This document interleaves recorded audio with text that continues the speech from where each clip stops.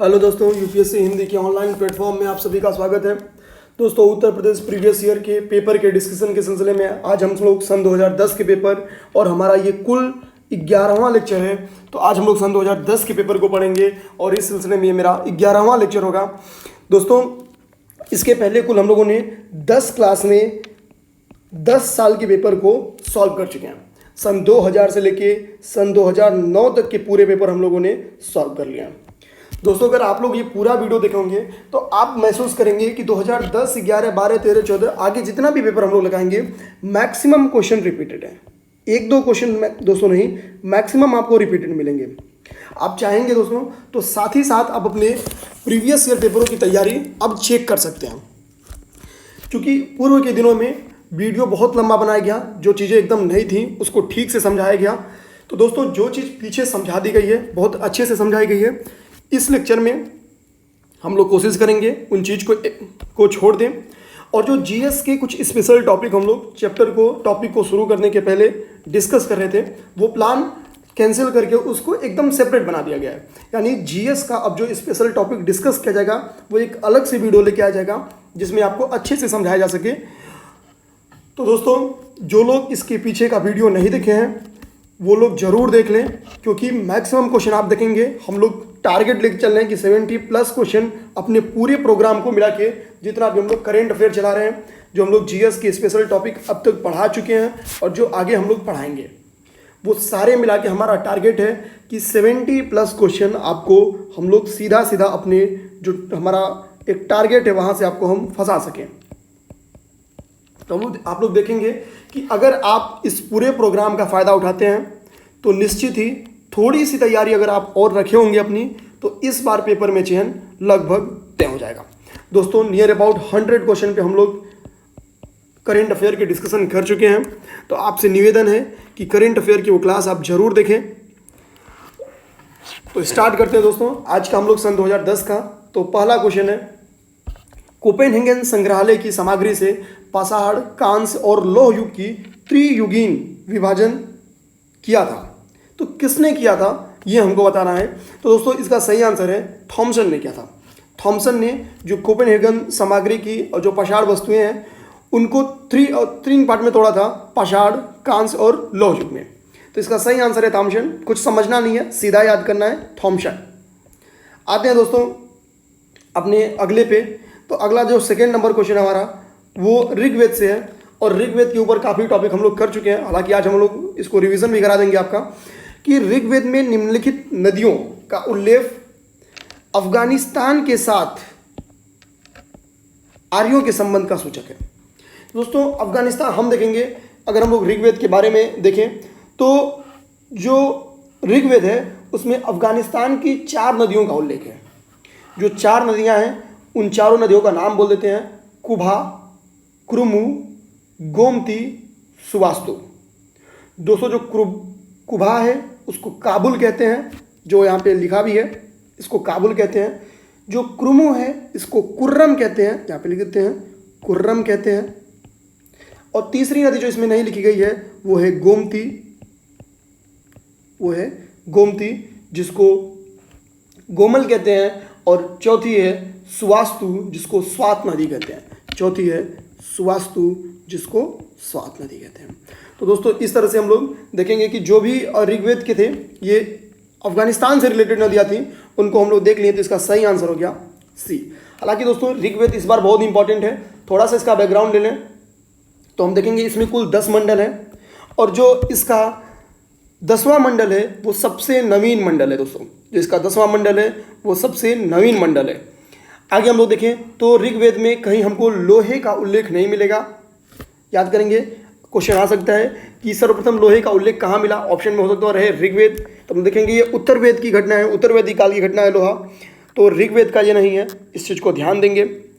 ऋग्वेद में जो कश्मीर की नदी है मरुद्वधा का उल्लेख मिलता है। यानी कश्मीर की भी एक नदी है जिसका नाम है मरुद्वधा, उसका उल्लेख मिलता है। तो यानी हम कह सकते हैं कि ऋग्वेद के का जो है वो कश्मीर का भी उल्लेख मिलता है ऋग्वेद में। आगे अगर हम लोग थोड़ा सा देखें दोस्तों, तो ऋग्वेद में जो नदी सूक्त है उसमें एक ब्यास नदी का वर्णन है। ब्यास को विपाशा विपाशा, इसी को हम लोग कहते हैं ब्यास नदी। ब्यास नदी, तो हम लोग देखेंगे कि इसका वर्णन है और इस नदी को परिगणित नदी कहा गया है। इस नदी को परिगणित नदी कहा गया है। तो पेपर में ये भी क्वेश्चन आ सकता है कि परिगणित नदी किस नदी को कहा जाता है, तो इसका ऑप्शन ढूंढेंगे, विपाशा या ब्यास, दोनों एक ही चीज़ है। जो ऑप्शन होगा उसको आप टिक कीजिएगा।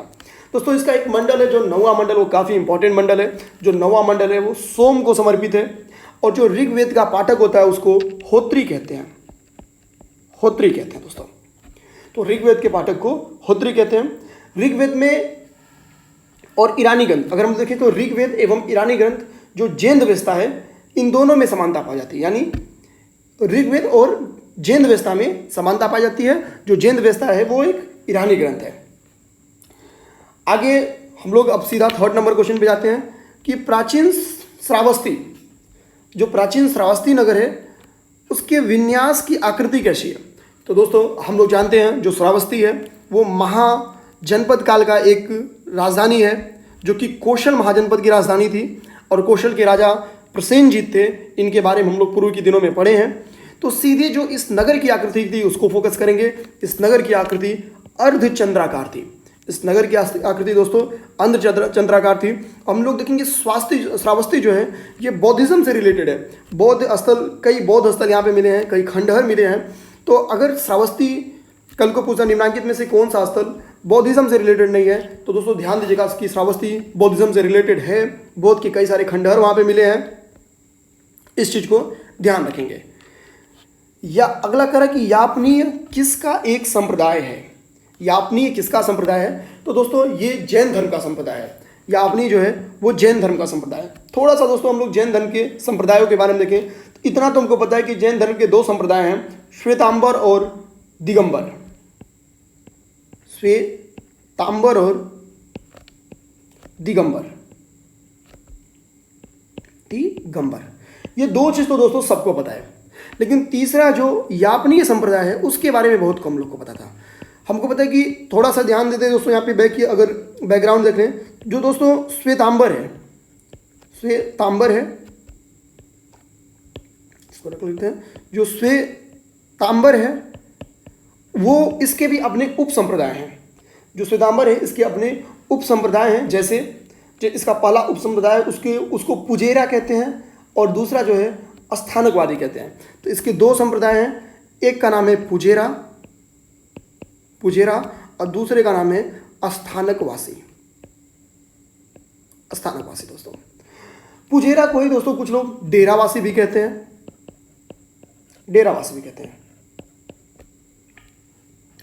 तो स्थानकवादी जो थे ये मूर्ति का पूजा नहीं करते थे। एक ध्यान देंगे कि स्थानकवादी मूर्ति पूजक नहीं थे और जो डेरावासी थे ये जैन तीर्थंकरों की पूजा करते थे। दोनों में यही अंतर है कि एक जैन तीर्थंकरों की पूजा करते थे लेकिन दूसरा मूर्ति पूजा में विश्वास नहीं रखते थे। अगर हम लोग दिगंबरों को देखें तो दिगंबर के 3 उपसंप्रदाय देखने को मिलते हैं। इसको रफ कर देते हैं ताकि हमारे पास जगह हो जाए। जो दिगंबर है दोस्तों इनके 3 उपसंप्रदाय हमको देखने को मिलते हैं। दिगंबर के जो 3 उपसंप्रदाय हैं वो कौन से हैं, तो ध्यान से देखते हैं। एक को कहते हैं हम लोग 20पंथी, दूसरे को हम लोग कहते हैं 13पंथी और तीसरे को हम लोग कहते हैं तारणपंथी। अब दोस्तों 20पंथी क्या है, तो 20पंथी मंदिरों में तीर्थंकरों की मूर्ति के साथ भैरव की मूर्ति की पूजा करते थे। यानी यहाँ पे तीर्थंकर प्लस भैरव इन दोनों लोग की पूजा होती थी। जो 13पंथी थे दोस्तों ये केवल जैन मूर्तियों की पूजा करते थे। तो ओनली जैन, ये केवल जैन मूर्तियों की पूजा करते थे। और जो तारण होते थे दोस्तों ये पूजा ही नहीं करते थे, ये मूर्ति पूजा नहीं करते थे। तो दोस्तों इन दोनों जो श्वेतांबर और दिगंबर थे इनके बारे में हम लोग पढ़ चुके हैं। इनके संप्रदायों के बारे में नहीं पढ़े थे, उप संप्रदायों के बारे में नहीं पढ़े थे, इसको हम लोग देख लिए। अब थोड़ा सा यापनी के बारे में 10 सेकंड में समझ लेते हैं कि जो यापनी है दोस्तों ये जैन धर्म का एक संप्रदाय है और ये श्वेतांबर एवं दिगंबर इन दोनों की मान्यताओं को पालन करते हैं। यानी हम कह सकते हैं कुछ मान्यताएं इनके पास श्वेतांबर की हैं और कुछ मान्यताएं इनके पास दिगंबर की हैं। तो दोनों के ऐड हैं, दोनों के मिश्रण है ये। तो आगे हम लोग देखें कि श्री कलश ने कल्याणगढ़ में यापनीय संप्रदाय की नींव डाली थी। तो किसने इसकी नींव डाली थी? यापनीय संप्रदाय की, यापनी। तो दोस्तों इसकी जो नींव डाली थी वो थे श्री कलश। तो यापनी से अब अगर कोई क्वेश्चन आएगा, मेरा मानना है आपका कुछ नहीं गलत होगा। 5th नंबर क्वेश्चन पे जाते हैं दोस्तों हम लोग उसी क्वेश्चन को विस्तृत डिस्कशन करेंगे जो पूर्व के दिनों में हम लोग विस्तृत चर्चा नहीं किए हैं, जिनको हम लोग ऐसे ही और छोड़ दिए हैं या नहीं हमको पूर्व में मिले थे, उन क्वेश्चंस को हम लोग बहुत अच्छी तरह से देखेंगे। लेकिन जिन प्रश्नों पे हम लोग विशेष समय दे चुके हैं, आप देखेंगे पिछली वीडियोस जो थी वो 1.5 घंटे 2 घंटे की हुई हैं। रीज़न था कि उसको हम लोग बहुत डीप में जाके समझाए हैं ताकि कॉन्सेप्ट पूरा क्लियर हो सके। आगे आते हैं 5th नंबर क्वेश्चन। बौद्ध संघ में भिक्षुणी के रूप में स्त्रियों के प्रवेश की अनुमति बुद्ध द्वारा दी गई। तो दोस्तों जो अनुमति दी गई थी, जो जगह थी वो वैशाली थी, लेकिन जो परमिशन था वो आनंद के कहने पे दी गई थी। आनंद कौन थे? तो आनंद गौतम बुद्ध के शिष्य थे, जिनको गौतम बुद्ध बहुत ही प्रेम करते थे। हम कह सकते हैं इनके परम शिष्यों में से आनंद एक थे। आनंद ने ही इनको सुझाव दिया था कि अगर हम स्त्रियों के प्रवेश को बढ़ाएंगे तो बौद्धिज्म यानी अपने संघ का विस्तार होगा और ज़्यादा से ज़्यादा लोग इस धर्म को, इस जो मान्यता है उसको फॉलो करेंगे। तो ये सुझाव आनंद का था स्त्रियों के प्रवेश का, और किस जगह पे था? तो वैशाली में दिया गया था। आते हैं दोस्तों 6 नंबर क्वेश्चन पे। तो 6 नंबर क्वेश्चन हम लोग देखेंगे, कह रहा है बुद्ध का किसके सिक्के पर अंकन हुआ है। दोस्तों अगर हम लोग बौद्धिज्म पे जाएं तो कुछ का नाम हम लोग बहुत आगे पाते हैं, जैसे अशोक का नाम, कनिष्क का नाम। ये 2 इसके जो हम कह सकते हैं कि जो संरक्षक थे, ये सबसे उत्कृष्ट संरक्षक थे। अब यहाँ पे एक होमवर्क लीजिए दोस्तों, जो आप हम लोग पिछले दिनों में पढ़े हैं। अब बात आती है वो होमवर्क क्या है। तो होमवर्क ये है कि किसको उत्साही बौद्ध कहा जाता था। दोस्तों पिछली क्लास अगर आप लिए होंगे तो उसमें इसकी चर्चा की गई है कि किस शासक को उत्साही बौद्ध कहा जाता था। दोस्तों किस शासक को उत्साही बौद्ध कहा जाता था, ये आपको बताना है। तो बुद्ध के सिक्कों पर अंकन तो कनिष्क के टाइम में होता। कनिष्क के सिक्के हम लोग जानते हैं कि कनिष्क क्वाइंस के लिए तो वैसे बहुत फेमस है। तो ऑलरेडी हम लोग जानते हैं कि एक तो सिक्का, दूसरा बौद्धिज्म की कनिष्क को हमको पता है कि कनिष्क ने बौद्धिज्म को समर्थन दिया था, इसको प्रश्रय दिया था। जो कनिष्क था वो महायान शाखा से संबंधित था। ये चीज़ जरूर ध्यान देंगे दोस्तों कि जो कनिष्क था वो महायान शाखा से संबंधित था। महायान शाखा से संबंधित होने का मतलब जो बेसिक्स थे, जो प्रिंसिपल थे, जो बेसिक प्रिंसिपल थे बौद्धिज्म के, थोड़ा उससे हट के था। जैसे जो महायान शाखा है ये और पूजा पाठ में विश्वास रखता था। तो इस तरह से हम लोग देख लेंगे कि जो एक बेसिक्स थे उस रूल से थोड़ा सा हट के बनाए गए थे, जो रूल्स बने थे वो हैं। और इसमें हम लोग देखेंगे शिव नंदी के भी चित्र कनिष्क के सिक्कों पे मिलते हैं। सॉरी, जो विम कैडफिशस है, विम कैडफिशस के सिक्के पे शिव नंदी का चित्र मिलता है। तो कल को ये भी क्वेश्चन आ सकता है कि किसके सिक्के पे शिव नंदी का चित्र मिलता है, तो वो विम कैडफिशस, इनके सिक्के पे हमको शिव और नंदी का भी चित्र मिलता है। बाकी दोस्तों कनिष्क के बारे में हम लोग पूर्व के दिनों में बहुत अच्छे से पढ़े हैं, तो यहीं पे इस डिस्कशन को रोकेंगे और इस क्वेश्चन को छोड़ के आगे बढ़ेंगे 7th नंबर क्वेश्चन पे।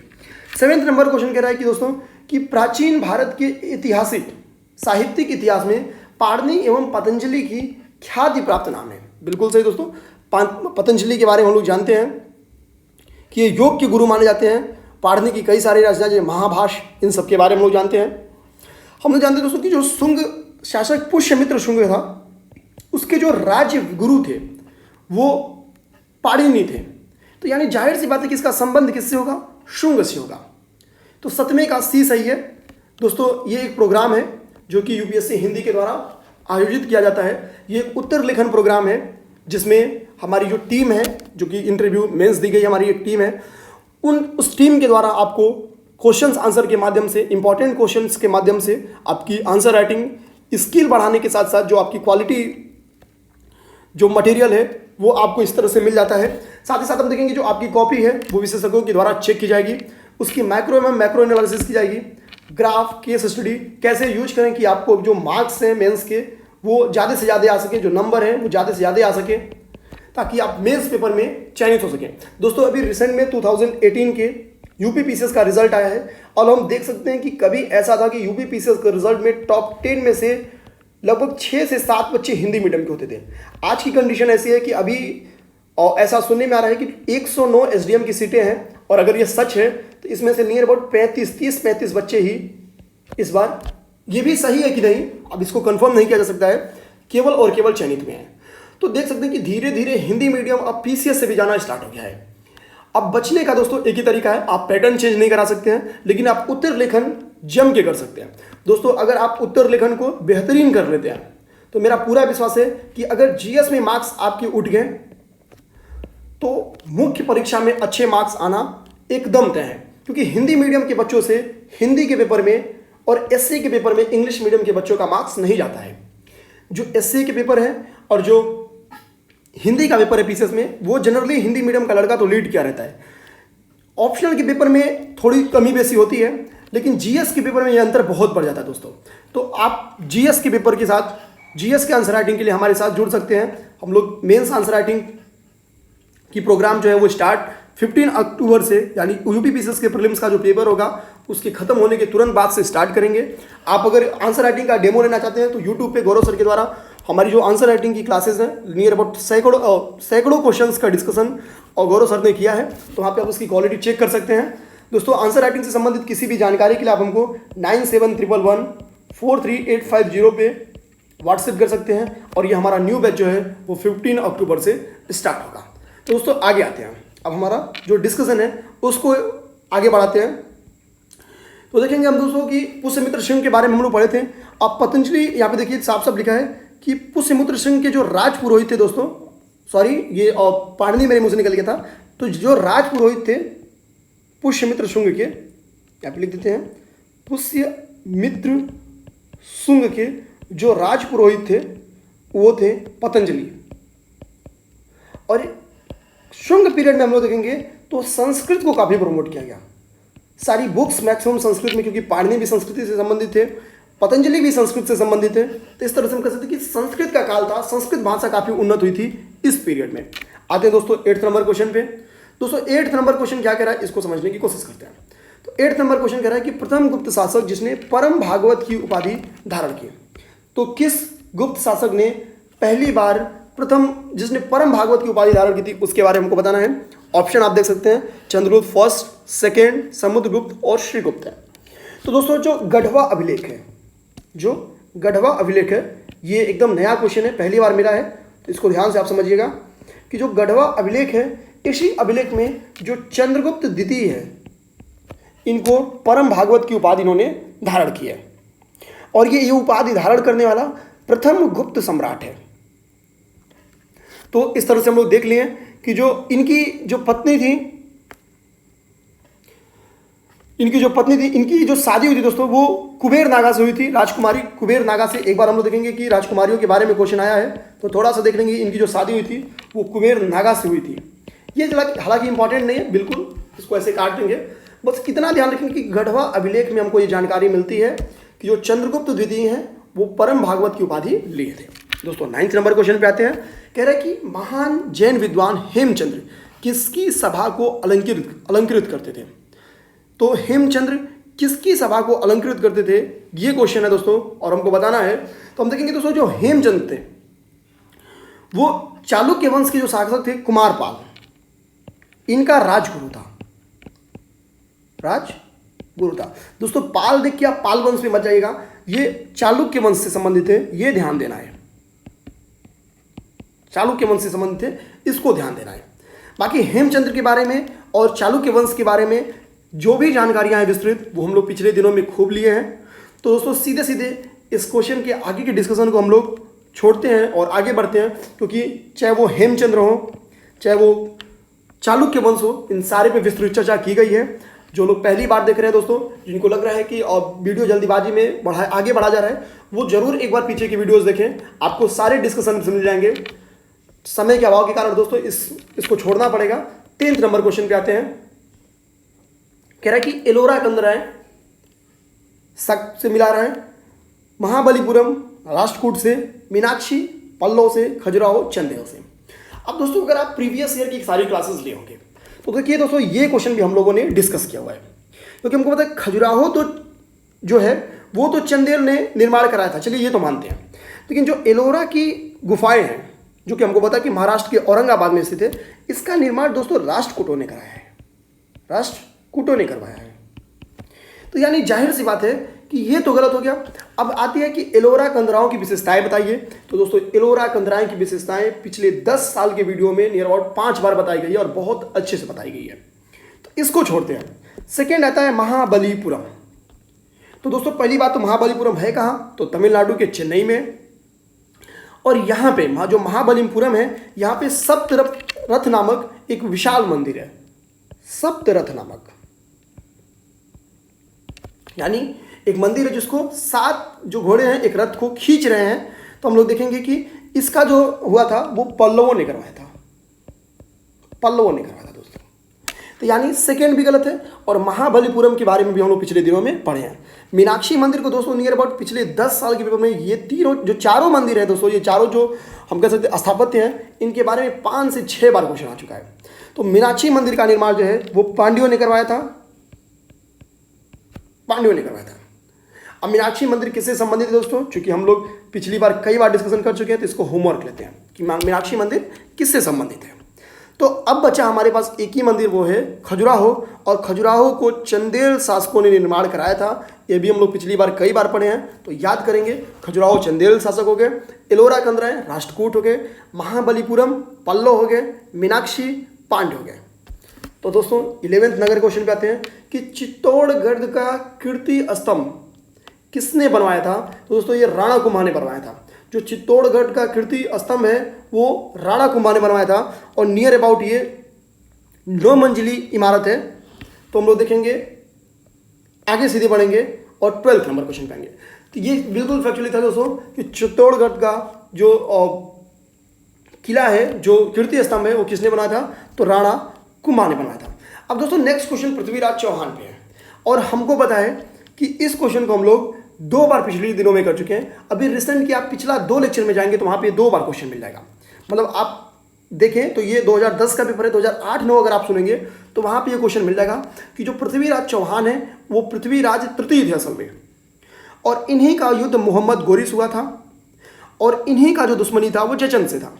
जयचंद मोहम्मद गोरी के साथ गठबंधन करता है और तराइन का वार होता है। तराइन में 2 वार होते हैं, 1191 का और 1192 का। 1191 के बारे में तराइन के फर्स्ट युद्ध जिसको कहते हैं, उसमें पृथ्वीराज चौहान ने गोरी को बुरी तरह परास्त किया और वो भागने लगा। पीठ पीछे वार ना करने के कॉन्सेप्ट ने मोहम्मद गोरी को जीवित बचा दिया, वरना मोहम्मद गोरी का काम तमाम वही हो गया था। लेकिन मोहम्मद गोरी एक चालाक शासक था, वो लौट के आता है और 1 साल के अंदर ही अगेन अटैक करता है जयचंद की मदद से पृथ्वीराज चौहान पे। और इस बार चूंकि अटैक चोरी चुपके धोखाधड़ी हुई थी, पृथ्वीराज चौहान की हार होती है। तो पृथ्वीराज चौहान तराइन के सेकेंड बार में हम लोग देखेंगे हार जाएंगे। इस तरह से इसका सेकेंड आंसर हो गया पृथ्वीराज तृतीय। तो पूरी स्टोरी भी दोस्तों बता दी है, जो कि हम लोग पीछे भी पढ़े हुए हैं, तो आप देख सकते हैं। आगे तो गीत गोविंद के रचयिता कौन थे, तो दोस्तों इसके रचयिता हैं जयदेव। गीत गोविंद के बारे में हम लोग पिछले दिनों में काफ़ी पढ़े हैं। तो आगे यहाँ पे एक लिखा है लक्ष्मण सेन। तो जो लक्ष्मण सेन है ये पवन दूत के का लेखक, जो सॉरी दोस्तों, तो जो इसके तो आंसर हो गया जयदेव। गीत गोविंद का जो लेखक है वो है जयदेव। अब यहाँ पे आता है कि लक्ष्मण सेन बोल रहा है। तो दोस्तों लक्ष्मण सेन किसी रचयिता से नहीं रिलेटेड है। हालांकि लक्ष्मण सेन की जो सभा थी उसमें एक धोई नाम का लेखक रहता था, धोई नाम का लेखक रहता था और इसने पवन दूत लिखा था। तो पेपर आ सकता है क्वेश्चन कि पवन दूत किसका है, तो दोस्तों धोई से संबंधित है। हमको पता है 2 से 3 क्वेश्चन हिस्ट्री का बुक से आता है, तो एकदम तैयार रहेंगे। आगे आते दोस्तों दिल्ली सल्तनत पे। दिल्ली सल्तनत यानी मेडुअल एरा से जो पहला क्वेश्चन है वो स्मारक के ऊपर है और मैच कराना है। इस बार भी हम तो कहेंगे स्मारक के ऊपर क्वेश्चन आता, उसको ऑर्डर करना था। मकबरों पे वो क्वेश्चन था, इस बार स्मारक का क्वेश्चन है। तो देखते हैं। अब आ रहा है अलाई दरवाजा जो दिल्ली का है, उसका निर्माण किसने करवाया था। तो दोस्तों जो अलाई दरवाजा है इसका निर्माण 1311 में हुआ था, 1311 में हुआ था। जो बुलंदशहर फतेहपुर सिकरी है इसका निर्माण 1602 में हुआ था। अब बताते हैं कि कौन बनवाया था। तो हमको पता है कि दोस्तों जो बुलंद दरवाजा है अकबर ने बनाया था, ये तो सबको पता है। मतलब थोड़ी मोड़ी भी जिसको हिस्ट्री की नॉलेज है उनको पता है कि बुलंद दरवाजा जो फतेहपुर सिकरी का है वो अकबर ने बनवाया था। जिनको नहीं पता दोस्तों, अगर आप पिछला डिस्कशन देखे होंगे तो बिल्कुल वहाँ पे डिस्कस किया गया पूरी 2 बार कि फतेहपुर सिकरी नगर क्यों बसाया गया, बुलंद दरवाजा क्यों बनाया गया, ये सारी जानकारी दी गई है। तो डिस्कस में फंसेंगे नहीं, सीधा अपना काम निकाल के आगे बढ़ेंगे। तो बी का 2 मैच कराए दोस्तों, बी का 2 मैच कराते ही ऑप्शन सी और ऑप्शन डी अपनी जगह पे खत्म हो गया। अब हमारे पास ए का 3 बचा और ए का 1 बचा। ए का 3 मतलब अलाई दरवाजा शाहजहां बनवाया होगा, और ए का 1 मतलब अलाई दरवाजा अलाउद्दीन खिलजी बनवाया होगा। कॉन्सेप्ट लगाइए दोस्तों, देखिए अगर आपको नहीं पता है, जानकारी थोड़ी है, फिर भी क्वेश्चन कैसे हैंडल करेंगे। अब अलाई दरवाजा बना है 1311 में, और इसका एक आंसर शाहजहां बोल रहे हैं जो कि अकबर के बाद के शासक है। तो इसका मतलब जाहिर सी बात है कि भैया शाहजहां तो नहीं होंगे, क्योंकि अकबर ने 1600 के पीरियड में, यानी 1610-20 पहले और 10-20 बाद में अकबर का शासन है, यानी 5-10 पहले कर ले, 10-20 पहले कर ले और 10-20 बाद में कर ले, एग्जैक्ट नहीं पता है, बट इतने के बीच में इनका शासक है। तो जाहिर सी बात है 1300 के करीब में तो नहीं होंगे शाहजहां, 1600 के बाद में ही होंगे शाहजहां। तो सीधा सा कॉन्सेप्ट लगाएं और इसको गलत करें और ऑप्शन मिल गया ए, क्योंकि अलाई दरवाजा अलाउद्दीन खिलजी का मिल गया। देखिए दोस्तों, नहीं पता था, कॉमन सेंस के दम पे क्वेश्चन को टिक किया गया। अब यहां से हम लोग सही आंसर पे जाएं तो अब यहां पे आ रहा है कि मोती मस्जिद जो आगरा की है किसने बनवाया। तो दोस्तों इसको शाहजहां ने बनवाया है, ठीक है। तो मोती मस्जिद जो आगरा का है, तो वैसे भी हम लोग जानते हैं कि आगरा के लिए, ताजमहल के लिए कौन फेमस है, शाहजहां फेमस है, तो मोती मस्जिद वहीं पे है। इसी मोती मस्जिद के तर्ज पे दिल्ली में भी एक मोती मस्जिद बनाई गई, जो कि इसके बाद के शासक थे औरंगजेब, उन्होंने बनवाया था। तो हम लोग देखेंगे ये लाल किले में, आप देखेंगे कि आपको ये मोती मस्जिद दिल्ली के लाल किले में मिल जाएगी। अब आते हैं दोस्तों 30 नंबर क्वेश्चन पे। एक टाइप बुक है, दूसरी टाइप कृतियां हैं। अगर आप बैक ईयर का पिछला 10 साल का डिस्कशन देखे होंगे तो दोस्तों आपको, यानी पिछले 30 क्वेश्चन जो अब तक हम लोग लगा चुके हैं दोस्तों, जो अब तक 30 क्वेश्चन हम लोग लगा चुके हैं,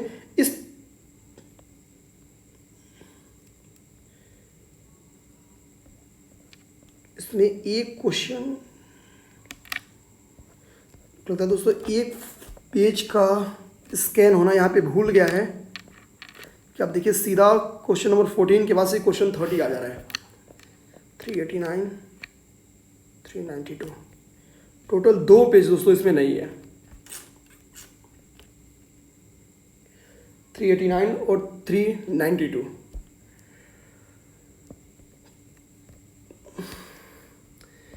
दोस्तों ये जहाँ से भी हम लोगों ने स्कैन किया उस बुक में नहीं था,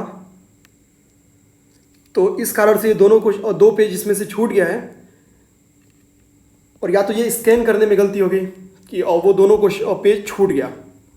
तो एक बात ध्यान देंगे दोस्तों कि ये बुक हम आपको बता देते हैं कि ये यूथ कंपटीशन की बुक है, यूथ कंपटीशन की बुक है ये।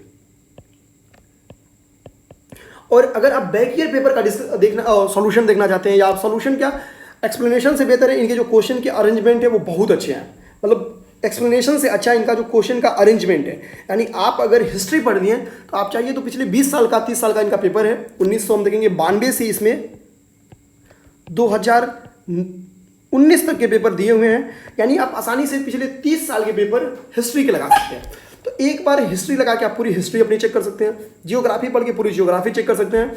तो दोस्तों इसको बता देते हैं कि मान लीजिए आप में से जिसके पास होगा वो तो देख लेगा कि यार मतलब वो लास्ट का 10 मतलब लगभग क्वेश्चन आपका 15 क्वेश्चन छूट रहा है दोस्तों, तो 15 क्वेश्चन कौन सा है। आप देखेंगे कि हिस्ट्री का जो भी मैक्सिमम क्वेश्चन है दोस्तों वो हम लोग पिछले दिनों में डिस्कस कर चुके हैं, वो छूट भी गया तो आपका बहुत नुकसान नहीं होना है, बट एक बार देख लेंगे दोस्तों। अगर आप कहेंगे तो ये जो 2 पेज है हम कहीं से जुगाड़ करके इसका PDF बना के जो अपना टेलीग्राम ग्रुप है वहाँ पे डाल देंगे, और जिसको उस क्वेश्चंस में कुछ प्रॉब्लम होगी उसको हम लोग डिस्कस कर लेंगे, उसमें कोई बड़ी बात नहीं है। आप लोग जो आंसर राइटिंग ग्रुप है अपना डिस्कस वाला, वहाँ पे मैसेज कर दीजिएगा, वहाँ पे डिस्कस कर दिया जाएगा।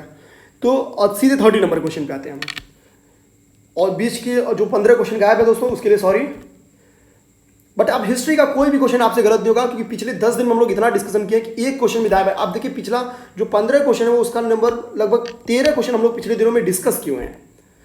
तो इसी के लिए जो पिछला 15 छूट भी गया ना दोस्तों, वो मैक्सिमम क्वेश्चन डिस्कस का ही है, उसका हम लोग कोशिश करेंगे कहीं से जुगाड़ करके आपके लिए व्यवस्था कर दिया जाए। आते सीधे 30 नंबर क्वेश्चन दोस्तों बिना टाइम गवाए। जो 30 नंबर क्वेश्चन है वो है बंकिम चंद्र चटर्जी, माइकल मधुसूदन दास, रविंद्र टैगोर और सरोजनी नायडू, और कृतियाँ लिखा है, यानी लेखक को कृतियों से मैच करना है। तो जो बंकिम चंद्र चटर्जी हैं दोस्तों, उनकी जो बुक है सबको पता है, बच्चों को पता है, वो आनंद मठ है, आनंद मठ है। और जो हमारा राष्ट्रीय गीत है वंदे मातरम, वो यहीं से लिया गया है। और हमको पता है पहली बार वंदे मातरम का यूज कहाँ किया गया था, तो जो बंग भंग आंदोलन है वहाँ पढ़ा गया था, वहाँ पे नारे बहुत फेमस हुआ था बंग भंग आंदोलन में, वंदे मातरम। तो ए को एक से मिलाइए तो ये दो लोग तो भाई लोग खत्म हो गया, यानी बी और डी तो अपनी जगह पे खत्म। आप देख सकते हो दोस्तों, मैचिंग वाले क्वेश्चन में अगर एक आप सही बैठाते हैं तो 50 से 100%, या तो कम से कम 50 मैक्सिमम 100% तक आप लोग आंसर में पहुंच ही जाते हैं। अब हमारे पास एक मैच कर गया, अब कोई एक आंसर अगर हमको और मिले ना तो आंसर पहुंच गया। चलिए इसमें सबसे आसान हमको टैगोर जी दिख रहे हैं, तो रविंद्रनाथ टैगोर की कृतियों पे फोकस करते हैं। तो दोस्तों जो रविंद्रनाथ टैगोर की कृति अगला वो है गोरा। तो रविंद्रनाथ टैगोर की कृति है, उसका नाम है गोरा। तो हम लोग देख सकते हैं कि सी का 3 से मैच करा दें। तो अगर हम लोग सी को 3 से मैच कराएंगे तो सीधा ऑप्शन आ जाएगा ए। अब आते हैं सरोजनी नायडू। तो सरोजनी नायडू का जो बुक है उसका नाम है द ब्रोकन विंग। जाहिर सी बात है दोस्तों, एक तरफ मधुसूदन दास है, इसके असर टैगोर जी हैं, उसके बाद से सरोजनी नायडू हैं। तो द ब्रोकन विंग, इनमें से टैगोर जी का मैक्सिमम फोकस क्या होता है, बंगाली में लिखने का होता था। मधुसूदन दास भी आप देखेंगे या तो बंगाली में लिखते मिलेंगे या तो हिंदी में लिखते मिलेंगे। अब बात आई तो इंग्लिश में लिखा कौन होगा, द ब्रोकन विंग, तो सरोजनी नायडू। तो थोड़ा सा अगर कॉन्सेप्ट भी मिलाएंगे तो सीधा आंसर पहुंचेंगे और इसका सही आंसर हो जाएगा ए। आते हैं 31 नंबर क्वेश्चन।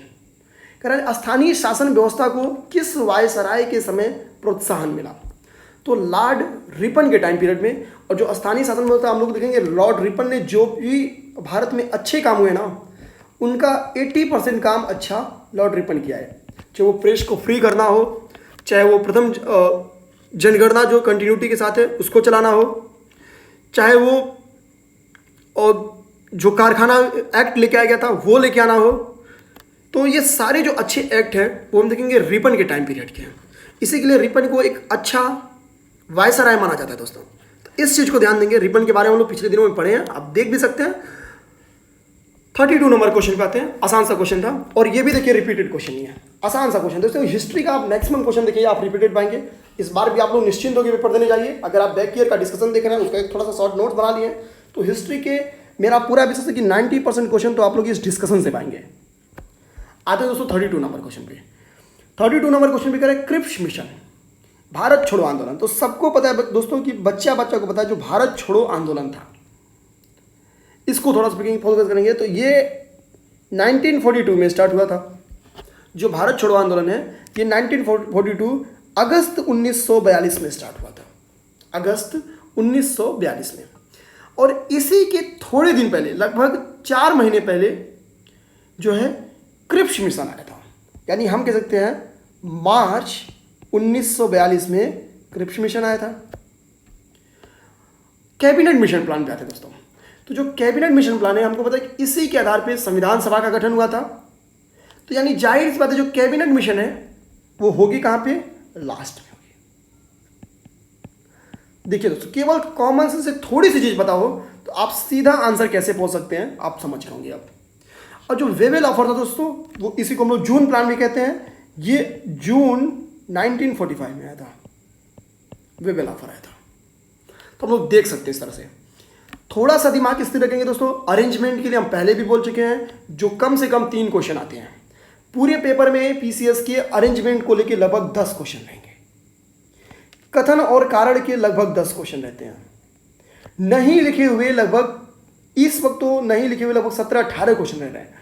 इन क्वेश्चंस पे अगर आपने अच्छे से प्रैक्टिस कर लिया, मैचिंग के लगभग 10 से 15 क्वेश्चन के करीब में रहते हैं। अगर इतने को मिला लें लास्ट के ड्यूरेशन में दोस्तों, मैचिंग वाले क्वेश्चन पे, कथन कारण वाले क्वेश्चन पे, ऐसे क्वेश्चन पे आप लोग फोकस जरूर करेंगे। हिस्ट्री का कोई भी आपको घटना मिले उसका टाइम पीरियड जरूर देखेंगे, क्योंकि हिस्ट्री में मैक्सिमम चांस है कि 2 से 3 क्वेश्चन कालानुक्रम से आ जाए। तो आप इस चीज को समझ सकते हैं।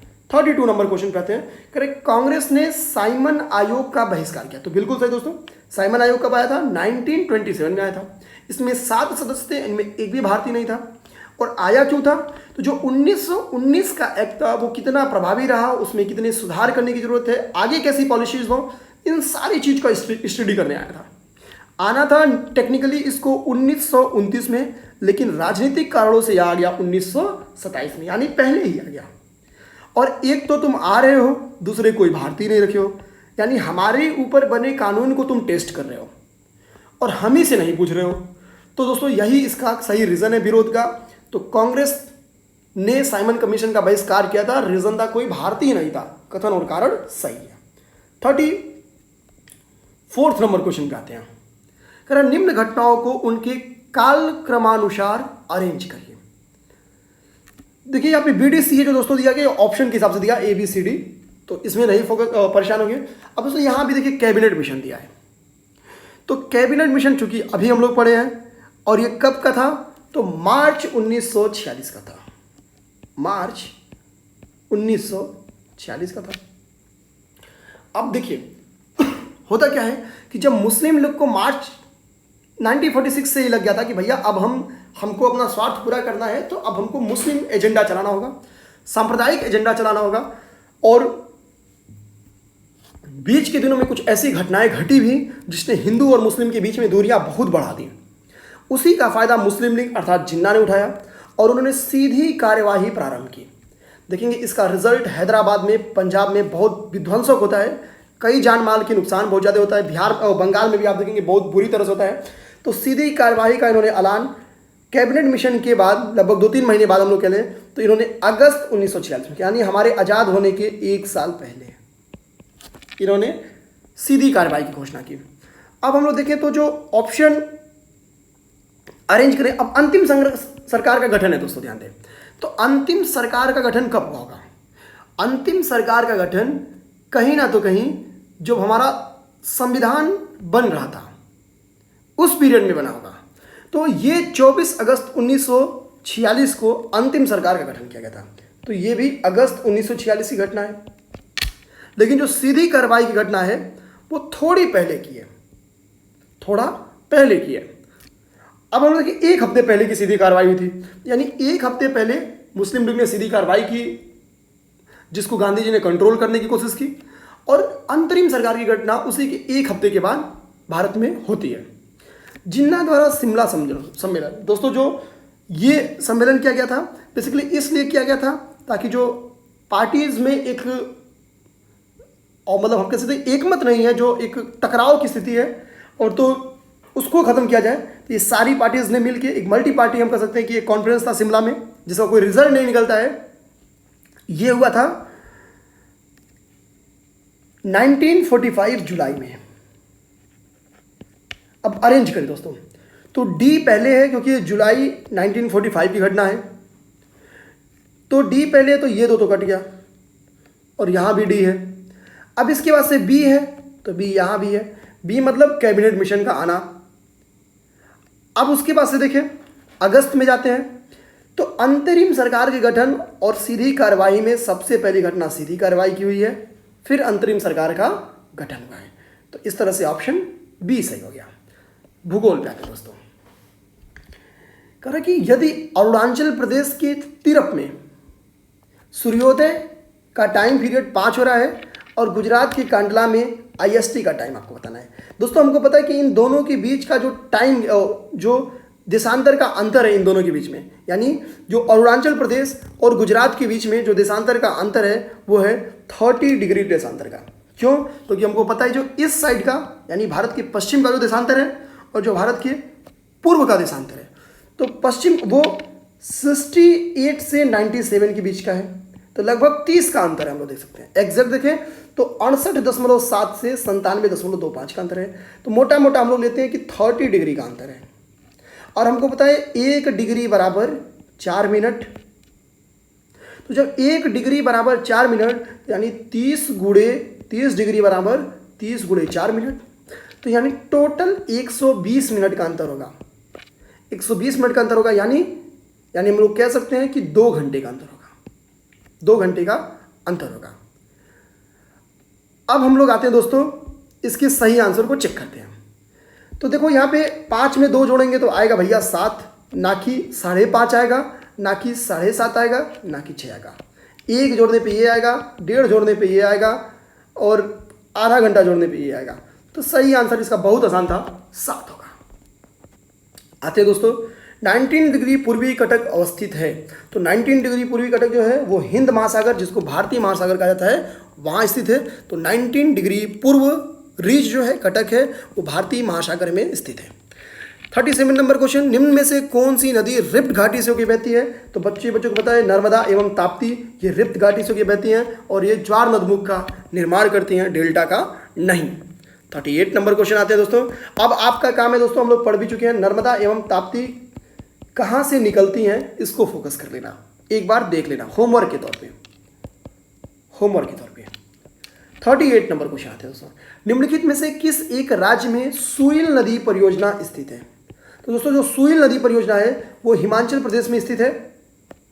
जो सुइल नदी परियोजना है वो हिमाचल प्रदेश में स्थित है। यहाँ पे एक अन्य परियोजना है जिसको हम लोग कहते हैं कोल डैम परियोजना। तो हिमाचल प्रदेश की एक और बहुत फेमस परियोजना, उसका नाम है कोल डैम परियोजना। तो सुइल नदी परियोजना और कोल डैम परियोजना, इसका संबंध हिमाचल प्रदेश से है। 39 नंबर क्वेश्चन पे आएंगे, कह रहे दामोदर घाटी कारपोरेशन के विकास के पूर्व, ध्यान देंगे पहले पूर्व की बात कर रहा है, पहले की बात कर रहा है। जो दामोदर नदी थी उसको दुख का नदी कहा जाता है। दोस्तों अब दामोदर नदी किसकी सहायक नदी है और इसके कौन कौन से सहायक नदी है, इसको होमवर्क कर लीजिए। और पुराने दिनों में हम लोग किए भी हैं, इसलिए इसको नहीं करेंगे दोबारा, टाइम कम है दोस्तों, और कोई रीज़न नहीं इसको छोड़ने का, क्योंकि कई सारा प्रोग्राम आपका पढ़ाना पड़ता है। आपको करेंट का सारा टॉपिक तैयार करना होता है, उसको पढ़ाना है। फिर जीएस का जो स्पेशल टॉपिक है आप पूरी तरह से अलग पढ़ाया जाएगा, उसको उसके लिए टॉपिक तैयार करना है और फिर आपको पढ़ाना भी है। तो देखेंगे इसमें बहुत टाइम लगता है, इसलिए अब जो डिस्कशन हो गया है उस पर रिपीट नहीं करेंगे। तो हम लोग देखेंगे कि कह रहे कि एक दामोदर घाटी कॉरपोरेशन बनने के पहले ये क्या थी, बंगाल की दुख कही जाती थी। रीज़न है दोस्तों कि जब तक ये कॉरपोरेशन बना नहीं था तब तक बाढ़ का चांस जो था वो बहुत, हालांकि बाढ़ आज भी दामोदर नदी ला ही देती है पश्चिम बंगाल में, लेकिन हम देखेंगे अभी लाई भी है तत्काल में, लेकिन हम देखेंगे पहले बहुत ज़्यादा बाढ़ आता था। अब कारण में कह रहा है कि दामोदर नदी अपनी ऊपरी भाग में तीव्रता से प्रवाहित होती है, लेकिन निचले भाग में बहाव कम हो जाता है। एक्चुअली दोस्तों जब डेवलपमेंट कर दिया गया तो यहाँ पे तो फ्लो इसका बहुत तेज है, लेकिन डैम से इसकी पानी बहुत धीमे चूंकि निकलता है, तो नीचे चूंकि इसका प्रभाव कम होता है, इसलिए नुकसान कम होता है। यही रीज़न है कि अब ये उतनी दुख की नदी नहीं रही। तो अब आते हैं ऑप्शन क्या है, कथन और कारण सही है और सही व्याख्या करता है। दोस्तों 40 नंबर क्वेश्चन, कारण निम्नलिखित में से कम सिंचाई की आवश्यकता होती है किस मिट्टी को? तुमको पता है दोस्तों काली मिट्टी। काली मिट्टी को अगर आप ज़्यादा सिंचाई कर देंगे तो चिपचिपी हो जाएगी, चिपचिपा हो जाएगा, और सूखेगा तो ये दरार हो जाएगा, इसमें फटेगा और ऐसे दरार बन जाता है, बहुत बड़ी बड़ी दरारें बनती हैं। और हमको पता है जो काली मिट्टी होती है उसमें आयरन, चूना, एल्यूमिनियम, मैग्नीशियम, आयरन, चूना, एल्यूमिनियम और मैग्नीशियम, ये बहुत ज़्यादा पाई जाती है, इनकी अधिकता पाई जाती है। तो इस चीज़ को ध्यान देंगे, ये अक्सर पेपर में आ जाएगा और आ ही जाता है। 41 नंबर क्वेश्चन पढ़ते हैं, कह रहा है कि किस क्षेत्र में वार्षिक वर्षा 2000 सेंटीमीटर से अधिक है? यानी पहली बात तो जो वर्षा है वो 200 प्लस सेंटीमीटर है, और ढलवा पहाड़ी स्थल है, यानी जो ऐसे है तो जाहिर सी बात है कि पानी बहुत होता होगा लेकिन रुकता नहीं होगा। किस खेती के लिए? तो दोस्तों चाय की खेती के लिए। अगर क्योंकि चाय की खेती में अगर पानी रुक जाएगा तो इसकी जड़ें सड़ जाएंगी, इसके लिए फ्लो करता हुआ पानी चाहिए। इसका सही आंसर है option number C. 42 number question, मीठे पानी का कल्पसर परियोजना अवस्थित है। तो जो मीठे पानी की दोस्तों कल्पसर परियोजना है वो गुजरात राज्य में स्थित है, गुजरात में। 43 नंबर क्वेश्चन पे आते हैं दोस्तों। 43 में कह रहा है कि 43 नंबर क्वेश्चन यहाँ पे है कि उत्तरी ध्रुव प्रकाश के लिए वायुमंडल की कौन सी परत जिम्मेदार है? दोस्तों वायुमंडल की सारी परतें, चाहे वो क्षोभ मंडल हो, समताप मंडल हो, आगे जितने भी मंडल हो, सारे के बारे में हम लोगों ने पढ़ा है, और सारे की खूबियां भी हम लोगों ने जीएस के स्पेशल क्लास में पढ़ा है। तो दोस्तों इस चीज़ को ध्यान देंगे, उसको एक बार जरूर आप देखिएगा। हम लोग देखेंगे कि इसका सही आंसर है आयन मंडल, क्योंकि हमको पता है कि क्षोभ मंडल होता है इसमें सारी मौसमी घटनाएं होती हैं। आयन मंडल जो होता है यहीं पे आपको उत्तरी ध्रुव प्रकाश देखने को मिलेगा, और यहीं पे आपको जो रेडियो वेव्स होती हैं वो भी सब देखने को मिलेंगी। तो इस चीज़ को ध्यान रखेंगे दोस्तों।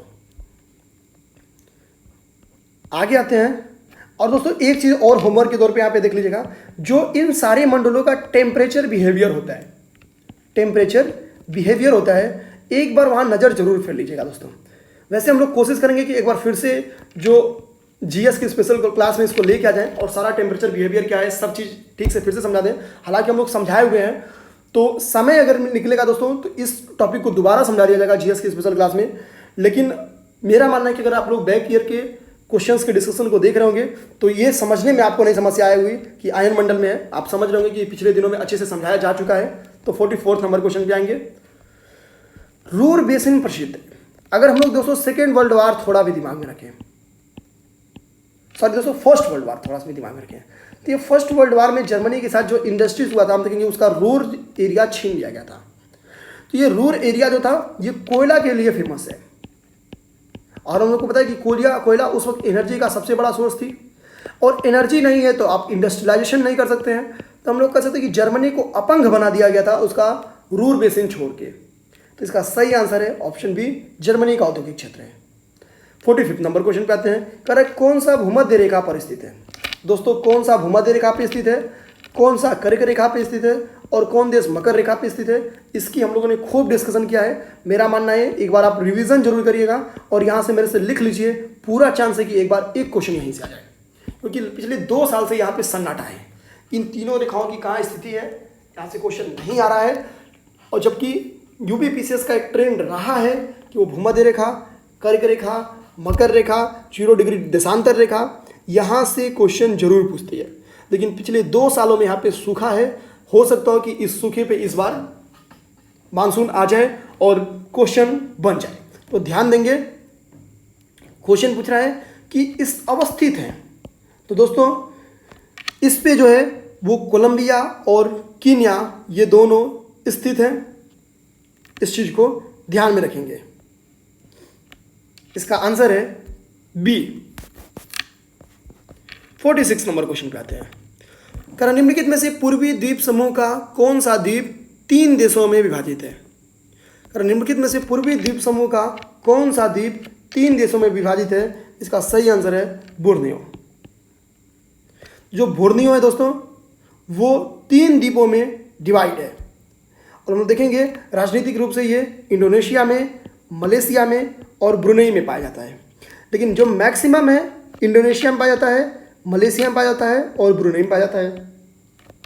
लेकिन मैक्सिमम इंडोनेशिया में पाया जाता है, 73% हिस्सा इसका इंडोनेशिया में है।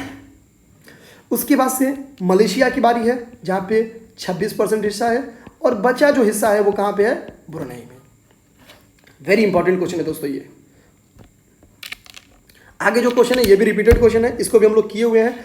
आसानी से आप मिला सकते हैं इस क्वेश्चन को, क्योंकि हमको पता है एटना जो है वो सिसिली से संबंधित है और जो विसुवियस है ये इटली से संबंधित है। तो यानी ए का आप 4 मिलाइए, ए और सी कट गया, और विसुवियस का इटली यानी ए का 3 मिलाइए तो अभी भी आंसर बरकरार है, क्योंकि दोनों जगह पे एक ही है। अब बात सी और डी को फोकस कीजिए। कोटोपैक्सी, हमको पता है कि कोटोपैक्सी इक्वाडोर की है और ये विश्व की जो ऊंची ज्वालामुखी है उनमें से एक है। विश्व की सर्वोच्च ज्वालामुखी पर्वतों में से ये एक है, और पिछले लंबे समय से हम कह सकते हैं लगभग 60-70 सालों से इस पर ज्वालामुखी का उद्गार नहीं हुआ है। तो कोटोपैक्सी इक्वाडोर की है, तो डी को 2 से मिलाएंगे और ऑप्शन इसका मिल जाएगा डी। तो हम दे सकते हैं येरिबस राजद्वीप का है, यानी येरिबस कहाँ पे है? राजद्वीप कहाँ पे है? येरिबस। आते हैं 48 नंबर क्वेश्चन पे। कह रहा है आंग्ल अमेरिकन संस्कृति परिमंडल में नहीं सम्मिलित किया जाता है। आंग्ल अमेरिकन संस्कृति के परिमंडल में नहीं सम्मिलित किया जाता है, ये हमको बताना है। तो देखिए जो आंग्ल अमेरिकन संस्कृति है इसमें केवल 2 देशों को शामिल किया जाता है, और वह है कनाडा और यूएसए। तो आंग्ल अमेरिकन संस्कृति में केवल कनाडा को और यूएसए को सम्मिलित किया जाता है। तो इस तरह से सही आंसर हो गया हमारा 1 और 2। लेकिन क्वेश्चन पूछा है नहीं, तो 3 और 4 हो गए इसका नहीं। 49 नंबर क्वेश्चन। दोस्तों जनसंख्या एवं नगरीकरण पे क्लास हो चुकी है। पूरे 1 घंटे के 50 मिनट में के आपको सारी जनसंख्या पढ़ा दी गई है। और मेरे से विश्वास रखिए कि 2011 की जनसंख्या पे जो भी क्वेश्चन आएगा उसको आप करने में सक्षम होंगे। एक बार दोस्तों जनसंख्या की क्लास आप लोग जरूर देख लीजिएगा, क्योंकि पूरा चांस है इस बार 2 से 3 क्वेश्चन जनसंख्या पे आने का।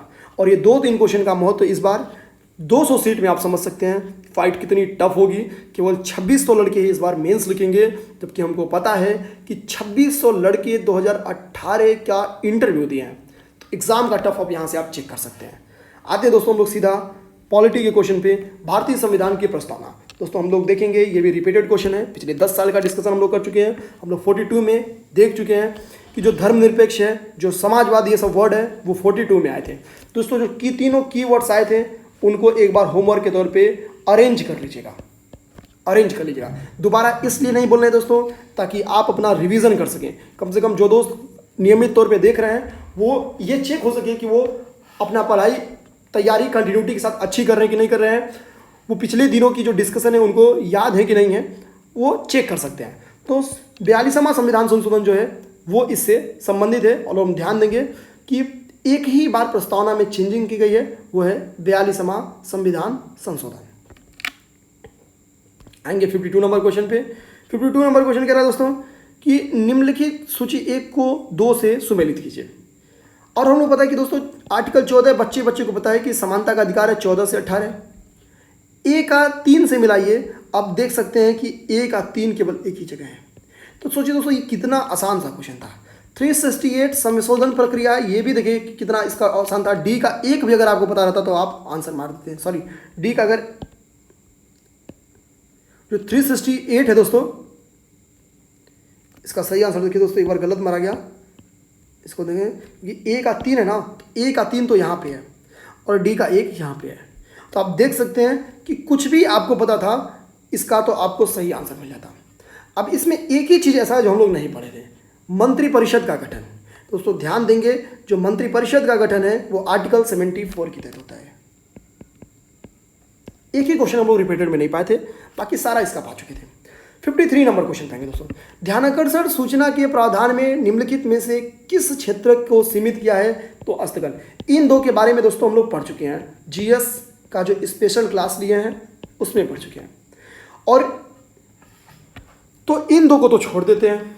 अब आता है स्थगन प्रस्ताव को सीमित करता है। ध्यानाकर्षण प्रस्ताव होता है क्या है तो देख लें दोस्तों कि चूंकि जब हमारा सत्र चलता है उस बीच में अगर कोई सार्वजनिक महत्व का विषय आ गया तत्काल में, तो उस ओर सदन की ध्यान को आकृष्ट करने के लिए इस प्रस्ताव को लाया जाता है। ध्यानाकर्षण सूचना जो प्रस्ताव है वो लाई जाती है, लेकिन इसमें एक कंडीशन है दोस्तों, कम से कम 50 सदस्यों की सहमति आवश्यक है। इस चीज को ध्यान देंगे। 54 नंबर क्वेश्चन प्रोटेम स्पीकर पे क्वेश्चन है दोस्तों। जो प्रोटेम स्पीकर होता है हम देखेंगे जब पहली बार एक नवनिर्वाचित राज्यसभा लोकसभा होती है, तो उस नवनिर्वाचित लोकसभा में जो पहला स्पीकर होता है वो प्रोटेम स्पीकर होता है, जो कि सबसे अनुभवी होता है। हम लोग कह सकते हैं सबसे ओल्ड एज का होता है, जो सदस्य होता है वो प्रोटेम स्पीकर होता है। उसका काम कुछ नहीं, बस इतना है कि जो सदस्य हैं, संसद सदस्य हैं, उनको शपथ ग्रहण करा सके और फिर अस्थायी रूप से होता है चूंकि वो, उसको हटा दिया जाता है और सदन से नए अध्यक्ष का चुनाव कर लिया जाता है। 55 नंबर क्वेश्चन पे आएंगे दोस्तों। 55 नंबर क्वेश्चन दोस्तों, इसको ध्यान से देखते हैं। कह रहे निम्नलिखित राज्यों का सृजन वर्ष 1960 के बाद हुआ था। जो सृजन है 1960 के बाद हुआ था। इनके गठन को आरोही क्रम में लिखिए दोस्तों। देखिए दोस्तों, अगर सपोज करिए क्वेश्चन आपको नहीं आ रहा है तो हमको पता है कि आर्टिकल 35 और 36 किससे संबंधित है? सिक्किम से। और ये कब हुआ था? 75 में आया था। तो यानी जाहिर सी बात है यार, सिक्किम पहले तो नहीं होगा, सिक्किम पहले तो नहीं होगा, क्योंकि 75 के पहले हमको पता है कि मैक्सिमम बन चुके। जैसे हरियाणा तो बन ही चुका था, पंजाब से हरियाणा अलग हो चुका था, यानी 1 इज ग्रेटर देन 2, क्योंकि हरियाणा पहले आ चुका था। तो अगर हम लोग 1 इज ग्रेटर देन 2 लिखें तो देखिए आप यहाँ पे 2 ऑप्शन आपका गलत हो गया। अब यहाँ से तय हो गया कि ऑप्शन ए और सी में से ही कोई सही होगा, ऑप्शन ए और सी में से ये कोई सही होगा। दोस्तों ध्यान दिए, थोड़ा सा सी ऑप्शन को देखें तो यहाँ पे 2 लास्ट में है लेकिन 2 यहाँ पे पहले है। इसका मतलब क्या है कि ये कहना चाह रहा है कि हरियाणा के तुरंत बाद सिक्किम का हो गया था।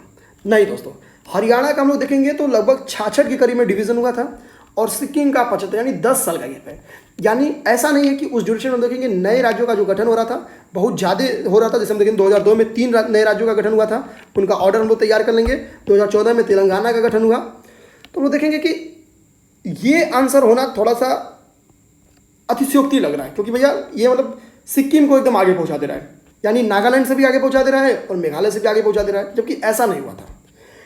बीच में नहीं, सिक्किम 75 में हुआ था और हरियाणा 66 में हुआ था। नागालैंड उसके बाद जो है उसको हम लोग देखें तो जो नागालैंड है दोस्तों वो सबसे पहले हुआ था।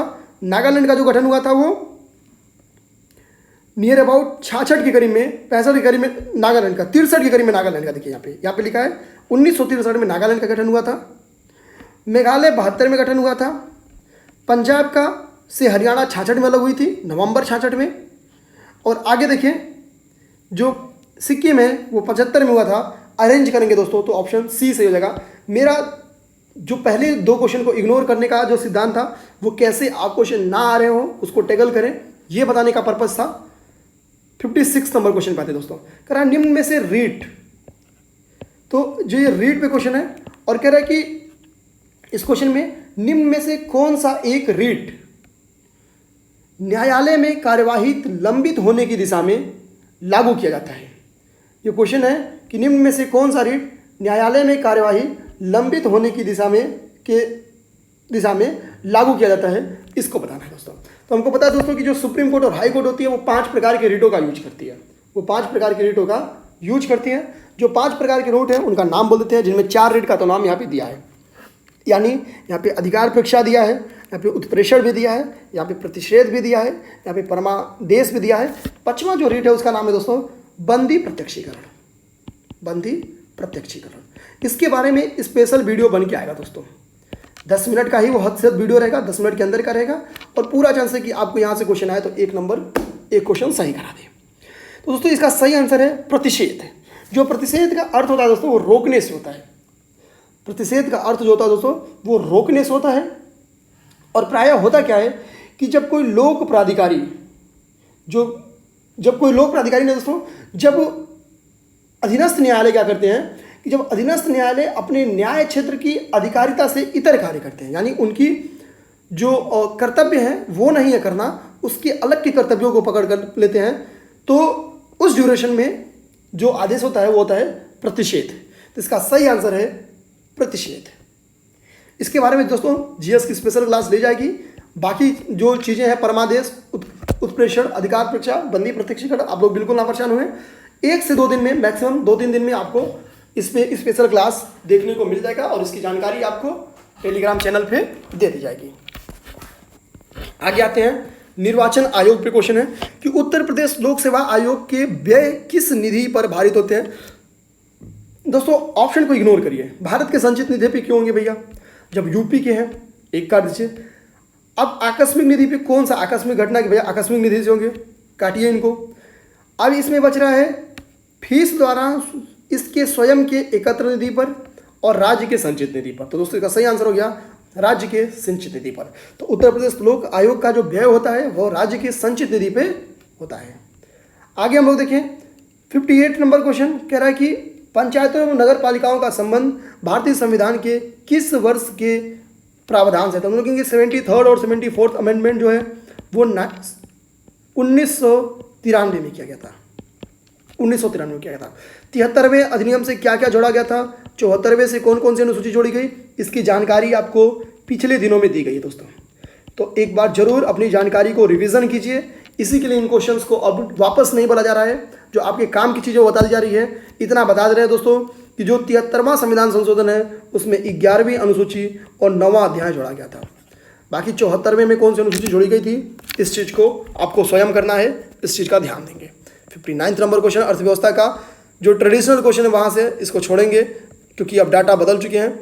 60 नंबर क्वेश्चन में कह रहा है कि मध्याह्न भोजन योजना किसके द्वारा प्रबंध एवं वित्तीय व्यवस्था की जाती है। तो दोस्तों MHRD जो ह्यूमन रिसोर्स डेवलपमेंट मिनिस्ट्री है, ठीक है, वहाँ से किया जाता है। हाल ही में इसका नाम शिक्षा मंत्रालय भी रख दिया गया है नई नवीन शिक्षा नीति के में। तो लोग देख सकते हैं कि इसका सही आंसर होगा ऑप्शन डी। और ये जो मध्याह्न भोजन योजना है दोस्तों, ये 1995 में आज़ादी के दिन स्टार्ट की गई थी। 11वीं पंचवर्षीय योजना के बारे में पढ़ना एकदम बेकार है दोस्तों, 61 छोड़ते हैं। 62 नंबर क्वेश्चन कह रहा है, निम्न में से कौन राष्ट्रीय खाद्यान्न सुरक्षा मिशनों में सम्मिलित नहीं है? तो दोस्तों गेहूं, दलहन, चावल यानी चावल, दाल, गेहूं सम्मिलित है, तेल सम्मिलित नहीं है। तेल सम्मिलित नहीं है, इस चीज़ को ध्यान देंगे। 62 का ए सही हो जाएगा। 63 नंबर क्वेश्चन कर रहा है कि ऑप्शन को सटीक बैठाना कौन सा सही है। यहाँ पे 4th नंबर ऑप्शन देखे दोस्तों, कह रहा है कि नील क्रांति का संबंध सरसों से है, जबकि हमको पता है जो नीली क्रांति है वो मत्स्यन से संबंधित है और सरसों से पीली क्रांति का संबंध है। तो अगर हम लोग 4 को गलत करें और ऑप्शन पे जाएं तो हम लोग देखेंगे कि ऑप्शन नहीं मिलेगा। ऑप्शन पे जाकर तो 4 गलत करते हैं, 4 भैया लोग गलत कर दिए हैं, लेकिन अभी भी केवल एक ऑप्शन गया, बी सी डी बचा है। आइए बी सी डी के बारे में पढ़ते हैं। कह रहा है भारतवर्ष में प्रथम जो फसल बीमा योजना है वो 1985 में आई थी। तो दोस्तों एकदम सही है, जो भारतवर्ष में फसल बीमा योजना है वो 1985 में आई थी, और जो काम के बदले अनाज योजना है वो 77 में आई थी। तो अगर अरेंज करने के लिए आ जाए दोस्तों क्वेश्चन, तो इस चीज़ को ध्यान देंगे कि काम के बदले अनाज योजना पहले आई थी और फसल बीमा योजना बाद में आई थी। और उत्तर प्रदेश को कुल 9 शस्य क्षेत्रों में बांटा गया। पिछले दिनों में हम लोग पढ़ चुके हैं, फसल बीमा योजना के बारे में पढ़ चुके हैं, यानी 1 और 2 तो कंफर्म हम लोग कर सकते थे सही, बस हम लोग काम के बदले अनाज योजना इस क्वेश्चन में नया मिला है, तो 1, 2, 3 इसका तीनों सही है, तो हम लोग देख सकते हैं। आगे आते हैं दोस्तों 64 नंबर क्वेश्चन पे, और 64 नंबर क्वेश्चन कह रहा है कि किस उद्योग में अभ्रक कच्चे माल के रूप में इस्तेमाल होता है? तो वैद्युत उद्योग में दोस्तों, क्योंकि जो अभ्रक होता है वो विद्युत का कुचालक होता है, विद्युत का कुचालक होता है। तो हम देखेंगे कई सारे टूल्स बनाने में अभ्रक का यूज किया जाता है। आते हैं दोस्तों 65 नंबर क्वेश्चन पे, कह रहा है कि प्राथमिक घाटे में ब्याज भुगतान को अगर सम्मिलित कर दें तो क्या होगा? तो ध्यान से देखें दोस्तों, प्राथमिक घाटा तो जो राजकीय घाटा होता है दोस्तों, यहाँ पे इसको हाईलाइट करते हैं कि जो राजकीय घाटा होता है दोस्तों वो कुल व्यय और कुल प्राप्तियों के बराबर होता है। यानी अगर हमारी प्राप्तियाँ कम हो गई और व्यय ज़्यादा हो गए तो जो माइनस होकर आएगा रिजल्ट वही राजकोषीय घाटा हो गया। तो प्राथमिक घाटा क्या होता है? तो जो राजकोषीय घाटा हम निकालनी है, अगर उसमें ब्याज भुगतान घटा दें, यानी जो हम लोग पहले कर ले चुके हैं उस पर जो हम लोग ब्याज पेमेंट किए हैं उस चीज़ को अगर घटा दें तो वही प्राथमिक घाटा है, प्राथमिक घाटा है। यानी अब यहाँ पे क्या कह रहा है कि प्राथमिक घाटे में ब्याज भुगतान को जोड़ दें। तो अगर हम लोग ब्याज भुगतान को इधर भेजेंगे तो हमको पता है कि अगर प्राथमिक घाटा बराबर हो रहा है राजकोषीय घाटा माइनस ब्याज भुगतान। अब ब्याज भुगतान दोस्तों अगर इधर आएगा माइनस है तो प्लस बन के आएगा, तो यानी यहाँ पे हो जाएगा प्लस ब्याज भुगतान। तो ये किसके बराबर बचेगा? राजकोषीय घाटे के, राजकोषीय घाटे के। राजकोषीय घाटा ऑप्शन में जहाँ भी हो मार दीजिए टिक, ऑप्शन भी सही है। आप देख सकते हैं कि थोड़ा सा मैथमेटिक्स यूज करते हैं, सी सेट तो लगाना ही दोस्तों, बिना सी सेट के आपको पता है आप मेंस नहीं लिखेंगे। तो कॉमन सेंस का क्वेश्चन था, इसमें थोड़ी भी प्रॉब्लम नहीं होनी चाहिए। एक चीज़ यहाँ पे हम लोग दोहरा घाटा भी समझा दें कि दोहरा घाटा क्या होता है। तो दोहरा घाटा जो होता है दोस्तों व्यापार घाटा और बजट घाटा, इन दोनों को जोड़ने से मिलता है। 66 नंबर क्वेश्चन पे आते हैं दोस्तों जो सब प्राइम संकट है ना, देखेंगे हम अमेरिका में जो लोन दिए जाते हैं दोस्तों वो 2 टाइप के दिए जाते हैं, एक सब प्राइम और दूसरा दिया जाता है, एक सब प्राइम रेट दिया जाता है और जो दूसरा रेट दिया जाता है वो प्राइम रेट दिया जाता है। दोस्तों जो प्राइम रेट दिया जाता है प्राइम और दूसरा सब प्राइम, सब प्राइम रेट। प्राइम रेट इसके विश्वास वाले को दिया जाता है, जिन पे बैंक को विश्वास होता है भैया ये हमारा पैसा कंफर्म है कि लौटाएगा, डूबेगा नहीं। सब प्राइम जिन पे अविश्वास रहता है, जिन पे बैंक को बहुत ज़्यादा जान पहचान नहीं है, उनका होता है। तो जो जहाँ जाहिर सी बात है कि जहाँ पे विश्वास है वहाँ पे टैक्स रेट क्या होगा, जो ब्याज दर क्या होगा, सॉरी टैक्स नहीं ब्याज बोलते हैं, तो जो इंटरेस्ट रेट होगा, इंटरेस्ट होगा वो कम होगा। जो अविश्वास वाले वहाँ पे इंटरेस्ट क्या होगा, ज़्यादा होगा। तो जो सब प्राइम संकट है दोस्तों वो इसी से है, और ये प्राय जो गृह लोन होता है उसमें दिया जाता है। तो हम लोग देखेंगे कि ये तेल से कोई संबंधित नहीं है, तेल से संबंधित नहीं है, बल्कि ये प्रकार का गृह ऋण था। तो एक को काट देंगे, एक को काट देंगे, एक को काटेंगे तो हमारे पास ऑप्शन बच रहा है बी और डी, बी और सी। तो 2 और 4, 2 और 4, तो हम लोग सीधा 2-4 को पढ़ने के बजाय 3 को पढ़ते हैं। कह रहा इसके कारण यूएस के कुछ बैंक फेल हो गए। तो जाहिर सी बात है दोस्तों, अगर एक प्राइम संकट आ रहा है, पैसे डूब जा रहे हैं, तो बैंक कोलैप्स तो करेगी। कॉमन सेंस से इसको अगर मारे तो सही मार देंगे। यही तो इस वक्त भारत में भी हो रहा है, एनपीए बढ़ रहा है, बैंक कोलैप्स कर रही है। 67 देखते हैं। 67 नंबर क्वेश्चन कह रहा है कि भारतीय रिजर्व बैंक ने अपने ओपन मार्केट ऑपरेशन से आ जाए दोस्तों ओएमओ के बारे में पूछ रहा है। ओएमओ बेसिकली एक टूल है जिसके माध्यम से मार्केट में पैसे को फ्लो कराया जाता है या मार्केट से पैसे को सोखा जाता है। यानी गवर्नमेंट को अगर पैसे की जरूरत है तो ओएमओ के माध्यम से आरबीआई उसको पैसे देती है। ओएमओ क्या है? तो ओएमओ में बेसिकली क्या होता है कि जो सरकारी प्रतिभूतियां होती हैं, गवर्नमेंट जो आरबीआई होती है वो गवर्नमेंट के लिए इसका क्रय विक्रय करती है। यानी जब आरबीआई इसको बेचेगी तो आरबीआई को पैसे मिलेंगे और आरबीआई उस पैसे को गवर्नमेंट को दे देगी। तो जब आरबीआई को बेचेगी तो यानी मार्केट से पैसे लेगी, यानी मार्केट से पैसे लेगी तो मार्केट में मुद्रा की तरलता मेंटेन करने की कोशिश करेगी, मार्केट में जो अतिशय मुद्रा है उसको निकालने की कोशिश करेगी। और अगर कम मुद्रा है तो ओएमओ को खरीद लेगी, सरकारी प्रतिभूतियां खरीद लेगी और मार्केट में पैसा फ्लो करा देगी। तो इसका सही आंसर है सिक्योरिटी में व्यापार करना। 68 नंबर क्वेश्चन, भारतीय रिजर्व बैंक के द्वारा सीआरआर में वृद्धि क्या है? दोस्तों हमको पता है सीआरआर, पहले समझ लेते हैं क्या है। हम लोग इस कीवर्ड्स को के लिए एक स्पेशल क्लास बनाएंगे हालांकि, लेकिन देख लेते हैं। जैसे मान लीजिए कि एक बैंक है, उसको 15 रुपया जमा हो रहा है। ये बैंक पहले क्या करता है कि कुछ रुपए, यानी इसका मान लीजिए सपोज कर जाइए 1 रुपया सेव कर लिया कि हम बैंक को देंगे, या 2 रुपया मान लेते हैं कि आरबीआई के लिए रख देगा कि भैया आरबीआई ये तुम रख लो, और जो बचा रुपया तेरे इसी पे वो अपना बिजनेस करेगा, जिसमें वो जो पैसे मांगने आएंगे उनको पैसे देगा, जो लोन मांगने आएंगे उनको लोन देगा। अब सपोज करिए कि आरबीआई बोल दे कि नहीं भैया हम अपना सीआरआर क्या कर रहे हैं, बढ़ा रहे हैं, अब आपको 15 में से तुमको 3 रुपया देना पड़ेगा। तो यानी अब बैंक को पैसे देना कितना बचा? केवल 12 रुपये। तो जाहिर सी बात है दोस्तों, इसकी सही आंसर क्या हो जाएगा? अर्थव्यवस्था में मौद्रिक तरलता में कमी आ जाएगी, क्योंकि अब देखिए पहले 13 रुपया बैंक के पास था, अब बैंक के पास 12 रुपया है। तो जब 12 है तो अब अर्थव्यवस्था में केवल 12 रुपया भेजेगी, पहले 13 था तो 13 रुपया भेज रही थी। तो कॉमन सेंस से अगर इस क्वेश्चन को भी करें तो इसका सही आंसर है option number B. 69 number question, निम्नलिखित में से कौन सी संस्था कृषि एवं संबंधित क्षेत्रों को सर्वाधिक साख प्रदान करती है? तो दोस्तों वो है वाणिज्यिक बैंक। इसके बारे में हम लोग पहले भी पढ़े हैं।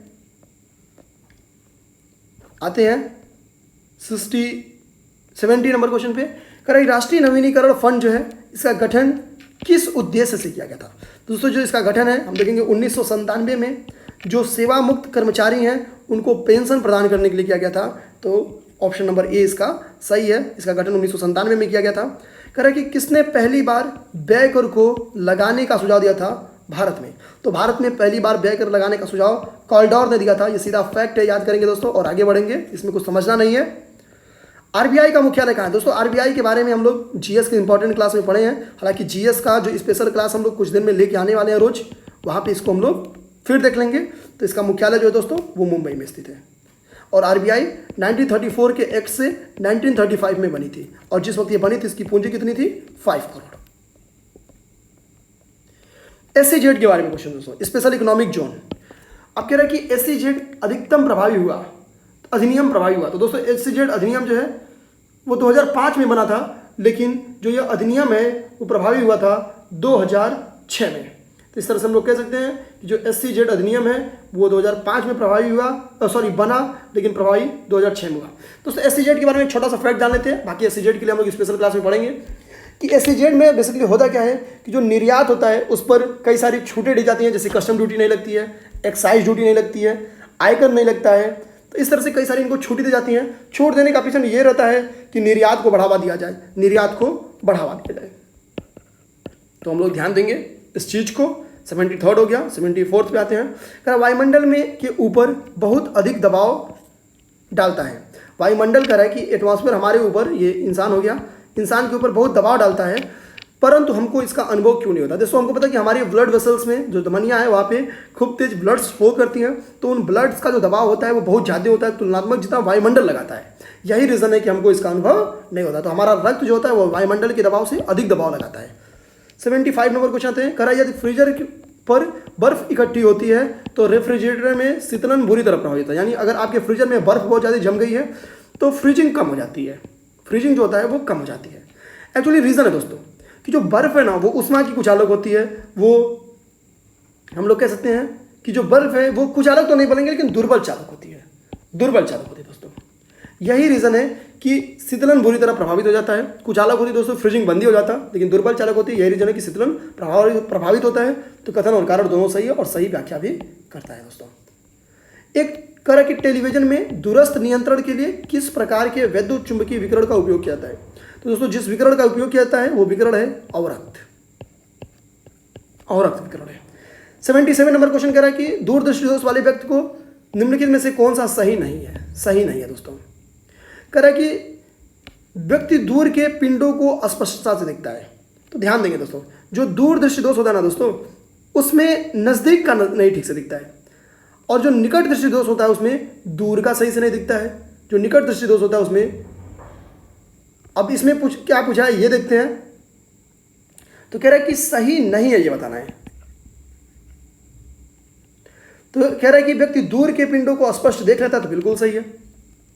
निकट का स्पष्ट नहीं देख पाता है।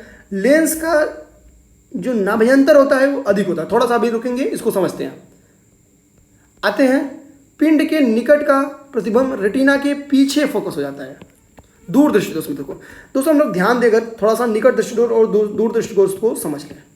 तो जो निकट दृष्टि दोष होता है, इसमें क्या होता है कि जो निकट की वस्तुएं होती हैं वो तो हमको साफ साफ दिखाई देती हैं, लेकिन दूर की नहीं। यानी इसमें क्या होता है, दूर की वस्तुएं नहीं दिखाई देती हैं, और इसमें उत्तल लेंस का यूज करते हैं। उत्तल लेंस का नहीं, जो दूर है उसमें अवतल लेंस का यूज करते हैं दोस्तों। जो दूर है उसमें अवतल लेंस का यूज करते हैं। और दूर दृष्टि दोष में क्या होता है कि इसमें निकट की वस्तुएं नहीं दिखाई देती हैं, और इसमें उत्तल लेंस का यूज करता है। थोड़ा सा समझते हैं कैसे, याद करने का तरीका दूर के लिए कैसे होता है। देखेंगे निकट दृष्टि दोष में समस्या क्या होती है कि दूर की चीज़ नहीं दिखाई देगी। तो दूर की चीज़ देखने के लिए बड़ा लेंस लो, तो देखिए अम, दो, व, तो, ल, इसमें 4 शब्द हैं। और दूर दृष्टि दोष में जो कि निकट का नहीं दिखाई देता है, तो इसलिए छोटा लेंस लो। देखिए उत्तल में 3.5 शब्द हैं। तो जहाँ पे दूर नहीं दिखाई दे रहा है वहाँ पे बड़ा लेंस लो, जहाँ पे नज़दीक नहीं दिखाई दे रहा है वहाँ पे छोटा लेंस लो। दोस्तों बस एक समझाने के लिए ट्रिक था, यह बस इसका पर्पज समझाना था। ये बहज एक समझाने के लिए ट्रिक था और कुछ नहीं था। इस चीज़ को ध्यान देंगे। अब आते हैं कि जो निकट दृष्टि दोष होता है, इसमें हम लोग देखेंगे लेंस की गोलक जो होती है बढ़ जाती है और लेंस की फोकस दूरी घट जाती है। जाहिर सी बात है दोस्तों, अगर आप एक पाइप भी लें और इस पाइप में से अगर पानी फ्लो कर रहा है, और अगर एक पाइप लें, उसकी इसी पाइप को लें और इसका अगर एरिया थोड़ा सा बड़ा कर दें, तो पाइप बहुत दूर तक फ्लो नहीं करेगा, थोड़ा नज़दीक तक फ्लो करेगा बस। तो अगर गोलक बढ़ जाएगी तो फोकस दूरी उसकी क्या होगी, घट जाएगी। इस तरह से हम लोग समझ सकते हैं लेंस की क्षमता। लेकिन जो लेंस की क्षमता है दोस्तों, कि ये फोकस दूरी के अपोजिट होती है। तो लेंस की क्षमता लेकिन क्या होती है, बढ़ जाती है। तो इस तरह से हम लोग समझ गए कि इसका आंसर क्या होगा। कहा कि तो दूर दृष्टि दोष के बारे में बोल रहा है और अवतल लेंस लगा रहा है। दूर दृष्टि दोष में क्या होगा, निकट की चीज साफ नहीं दिखेगी। निकट की चीज साफ नहीं दिखेगी तो छोटा लेंस लो, यानी 3.5 शब्द वाला लो, उत्तल। तो लोग इसका ऑप्शन डी सही है।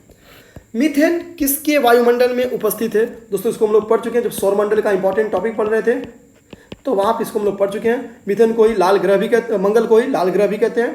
तो इस तरह से हम लोग इसको समझ सकते हैं। 78 का डी सही है। हाइड्रोजन बम निम्न में से किस सिद्धांत पर? तो हम लोग ये तो पढ़े हैं कि भैया ये संलयन के सिद्धांत पर काम करती है, तो ये विखंडन वाला काट दो। संलयन में नियंत्रित संलयन होता है या अनियंत्रित संलयन होता है? तो हमको पता है ये हाइड्रोजन बम जो होता है वो परमाणु बम की तुलना में 1000 गुना जो होता है वो घातक होता है। तो ये अनियंत्रित, ऑप्शन नंबर बी। तो ये कुछ क्वेश्चन आप कॉमन सेंस के दम पे कैसे सही कर सकते हैं दोस्तों। 80 नंबर क्वेश्चन पाते हैं।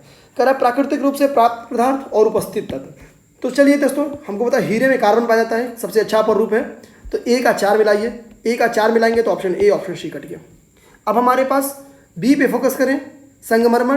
तो संगमरमर हमको पता है दोस्तों जो होता है वो कैल्शियम होता है, कैल्शियम कार्बोनेट का होता है। तो संगमरमर का संबंध क्या हो गया, कैल्शियम से हो गया। तो संगमरमर का संबंध कैल्शियम से हो गया, तो बी का 1 हो गया। रेत में अब बची और रूबी बची। अब बताइए रेत में कह रहा है कि सिलिकॉन पाई जाएगी या एल्यूमिनियम पाई जाएगी। एल्यूमिनियम में अगर रेत पाई जाती, रेत में एल्यूमिनियम पाई जाती तो पता है कि रेत खनन कितना बढ़ जाता।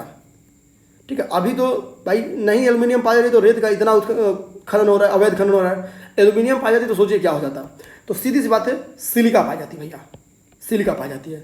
तो सी का जो होगा वो 2 होगा, ऑप्शन नंबर डी पे मारेंगे। ठीक, आते हैं 81 पे। करा निम्नलिखित सिल्वर लोड़ों में से किसमें कृत्रिम वर्षा होती है? दोस्तों ये यूपीपीसीएस का रिपीटेड क्वेश्चन है, 2019 में भी ये क्वेश्चन आया हुआ है, इस चीज़ को ध्यान देंगे। तो 2019 में क्वेश्चन आया हुआ है और जो कृत्रिम वर्षा होता है वो सिल्वर आयोडाइड से संबंधित है। जो कृत्रिम वर्षा है दोस्तों वो सिल्वर आयोडाइड से संबंधित है। और जो सिल्वर क्लोराइड होता है इसको हम लोग हार्न सिल्वर कहते हैं, हार्न सिल्वर कहते हैं। और इसका उपयोग जो होता है वो फोटो क्रोमेटिक कांच बनाने में करते हैं, फोटोक्रोमेटिक कांच बनाने में करते हैं। अब सिल्वर आयोडाइड के बारे में हम लोग देख लिए। अब आती है सिल्वर नाइट्रेट। देखिए यहाँ पे है सिल्वर नाइट्रेट क्या है। तो दोस्तों सिल्वर नाइट्रेट अगर आप लोग वोट किए होंगे तो जो यहाँ पे स्याही लगाई जाती है ना आपको, वो सिल्वर नाइट्रेट है। अब आता है कि सिल्वर ब्रोमाइड क्या है, सिल्वर ब्रोमाइड क्या है।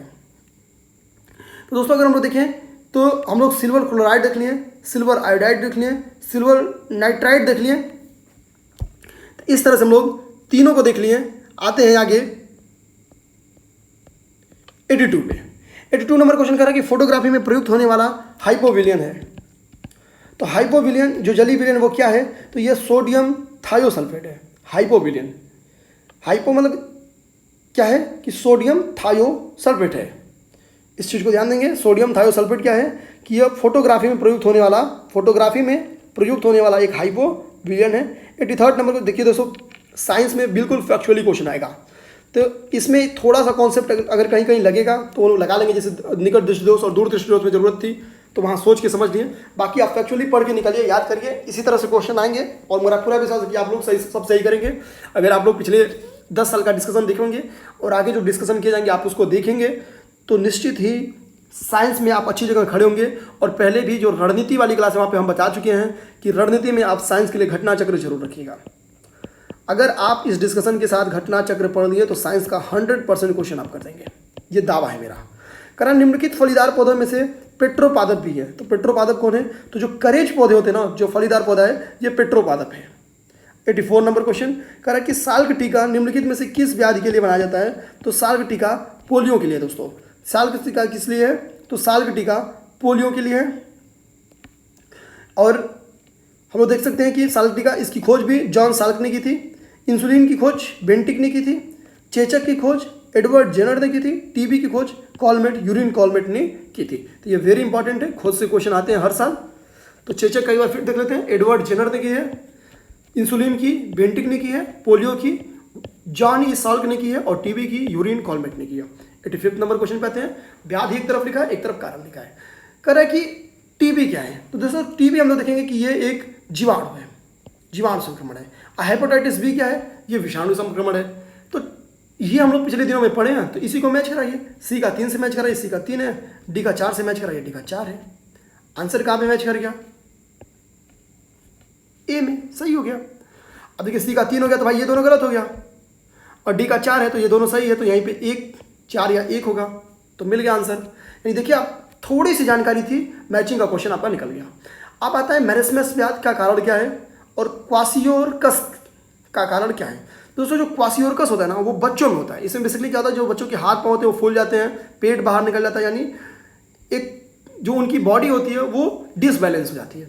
और ये क्या होता है, प्रोटीन की कमी के कारण होता है, प्रोटीन की अल्पता के कारण होता है, प्रोटीन की अल्पता के कारण होता है। और जो मेरिस्मस है दोस्तों, जो मेरिस्मस है वो अगर आप दीर्घकालीन उपवास रख रहे हैं, बेसिकली आप बच्चों में देखें या किसी में भी देखें, दीर्घकालीन उपवास रखते हैं तो चमड़े जिनकी मांसपेशियां वो झूल जाती हैं, तो ये मेरिस्मस है। आते हैं 86 नंबर क्वेश्चन। कह रहा है कि निम्नलिखित में से कौन सा सुमेलित नहीं, गलत बताना है। कह रहा है कि पहला जेनेटिक इंजीनियरिंग के बारे में कह रहा है कि इसमें डीएनए का क्या है, डीएनए जो टेक्नोलॉजी है, प्रौद्योगिकी है, उसका जीन सहसंबंध या पुनर्योजन योगज से है। तो बिल्कुल सही समझिए, सही है दोस्तों, क्योंकि जेनेटिक इंजीनियरिंग में क्या जाता है कि जो जीन्स है उनकी चेंजिंग किया जाता है, कुछ ऐड किया जाता है, कुछ सब्ट्रैक्ट किया जाता है। तो ये तो सही है। आते हैं हम लोग जैव निम्नीकरण, इसके बारे में क्योंकि पढ़ चुके हैं। कह रहा है एक प्रक्रम जिसमें जीवित सूक्ष्म जीव जटिल पदार्थों को सरल पदार्थों में तोड़ते हैं, तो बिल्कुल सही है। अब हमारे पास 2 बचा, एक बायोमास वाला, एक बचा एमनियोसेंटेसिस। तो दोस्तों एमनियोसेंटेसिस एक आनुवांशिक व्याधि है जिसके जांचने के लिए निदान सूचक परीक्षण है एमनियोसेंटेसिस। तो बी ऑप्शन भी सही है, ये इंपॉर्टेंट भी है, पेपर में सेपरेट क्वेश्चन बन के आ सकता है कि गर्भस्थ शिशु में आनुवांशिक व्याधि जांचने के लिए कौन सा परीक्षण किया जाता है, एमनियोसेंटेसिस। प्रोटीन के पाचन में सहायक एंजाइम है। दोस्तों प्रोटीन के पाचन में सहायक एंजाइम ट्रिप्सिन है। प्रोटीन के पाचन में जो सहायक एंजाइम है वो ट्रिप्सिन है। ट्रिप्सिन हम देखेंगे कि जो प्रोटीन होता है उसको पॉलीपेप्टाइड्स और अमीनो अम्ल में ब्रेक करता है। अमीनो अम्ल में ब्रेक करता है।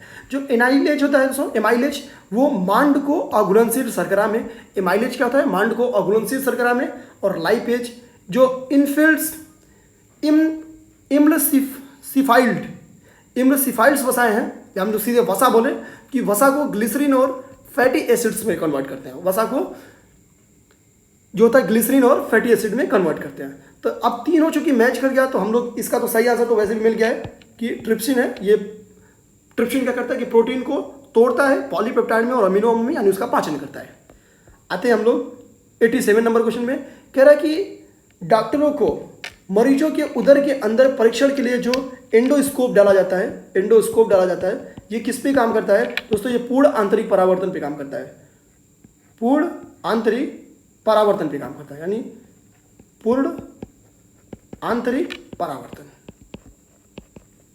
पूर्ण आंतरिक परावर्तन क्या है दोस्तों? तो लाइट पे हम लोग एक छोटा सा वीडियो लेके आने वाले हैं, शॉर्ट सा, ताकि आप लोग लाइट के जो 2-4 इंपॉर्टेंट क्वेश्चन बनते हैं उसको शॉर्ट कर दिया जाए उसी में। तो यहाँ पे आप ऑप्शन पढ़िए और सही करिए। आते हैं 89 नंबर क्वेश्चन में। कारण निम्नलिखित यौगिकों में से कौन सा एक शांतिकारक औषधि है? तो जो दोस्तों शांतिकारक औषधि है वो पोटेशियम ब्रोमाइड है। तो पोटेशियम ब्रोमाइड एक शांतिकारक औषधि है और इसका यूज क्या करते हैं? मिर्गी में कहते हैं, यानी मिर्गी को शांत किया जाता है, इसमें मिर्गी को शांत किया जाता है। 90 नंबर क्वेश्चन। मांसपेशियों में निम्नलिखित में से किसके एकत्र होने से थकान होती है? दोस्तों अगर आपकी मांसपेशियों में लैक्टिक एसिड थकान हो गई तो आप लचक जाएंगे मतलब थकान होने लगेगी। अब आता है बेंजोइक अम्ल। यहाँ पे बेंजोइक अम्ल, तो बेंजोइक अम्ल हम लोग पहले भी पढ़ चुके हैं कि फलों को सुरक्षित रखने में, ताज़ा रखने में यूज किया जाता है। अब आगे यूरिक अम्ल। तो अगर यूरिक अम्ल आपके गांठों में जमा हो जाता है तो आपको गठिया रोग हो जाता है, गठिया रोग हो जाता है। इस चीज़ को ध्यान देंगे। 91 नंबर क्वेश्चन कह रहा है कि निम्नलिखित में से कौन सा एक ऐसा पदार्थ है जो समुद्र में बहुतायत रूप से प्राप्त होता है, इसकी कमी से एक व्याधि हो जाता है? तो वो है आयोडीन। आयोडीन की कमी से हमको पता है कि व्याधि हो जाती है, बीमारी होती है। आगे आते हैं 92 नंबर क्वेश्चन। कह रहा है कि उन देशों के लोग जहाँ की मुख्य खाद्यान्न पॉलिश किया गया चावल, यानी पॉलिश चावल जहाँ का मुख्य खाद्यान्न है, पॉलिश्ड चावल, हम देखेंगे उनको बेरी रोग हो जाता है। क्यों हो जाता है? क्योंकि पॉलिश चावल जो होता है वो विटामिन B1 की कमी हो जाती है उनको, क्योंकि इसमें B1 कम पाया जाता है।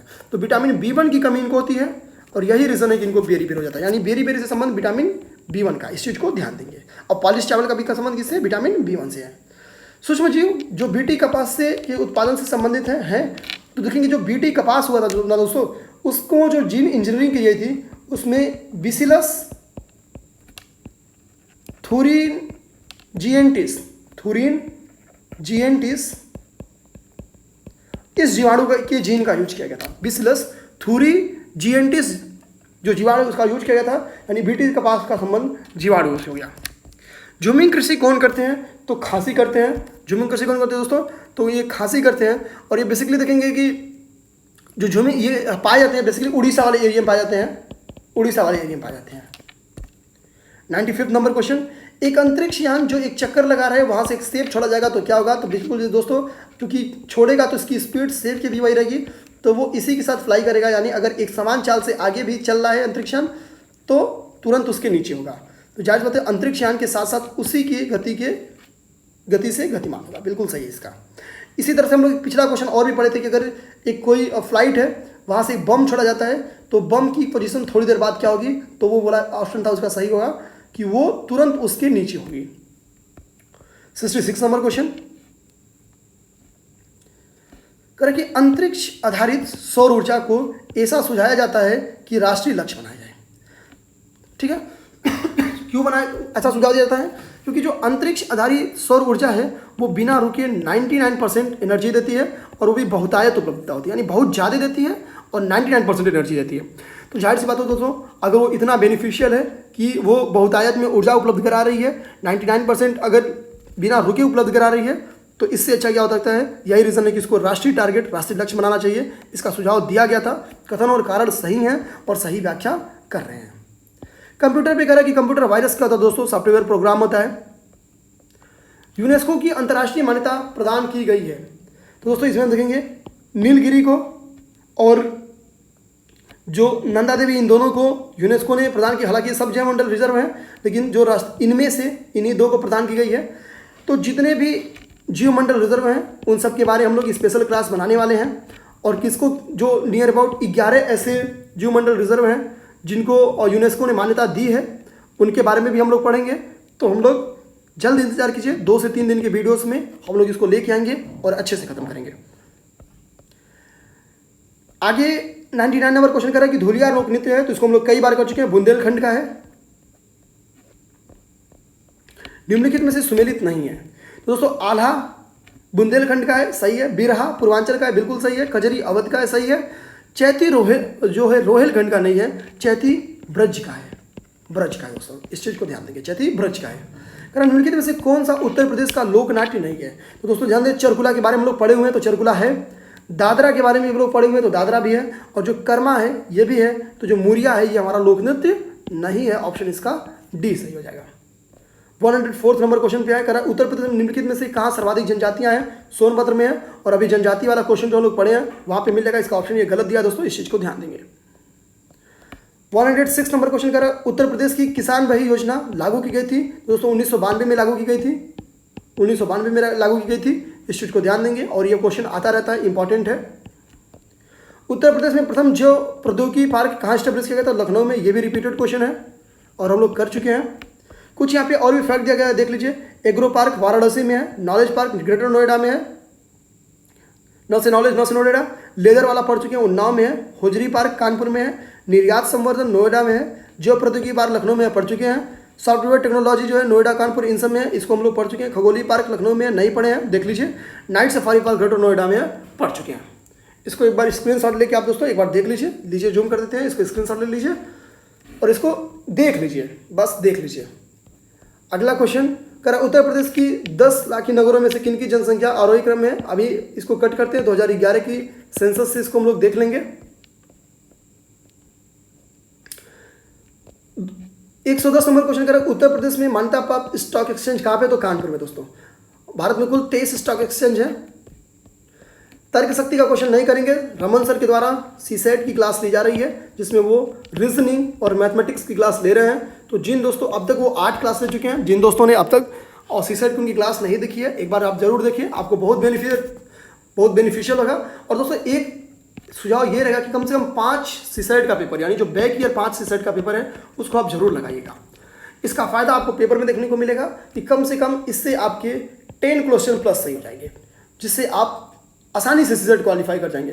तो मैथमेटिक्स उस टाइम के समसामयिकी पढ़ने का कोई मतलब नहीं है। मैथमेटिक्स के बारे में बता दिया गया कि रमन सर पढ़ा रहे हैं, हम लोग सीधे विविधा पे आएंगे, जो कि लास्ट टॉपिक होता है यूपीपीसीएस का।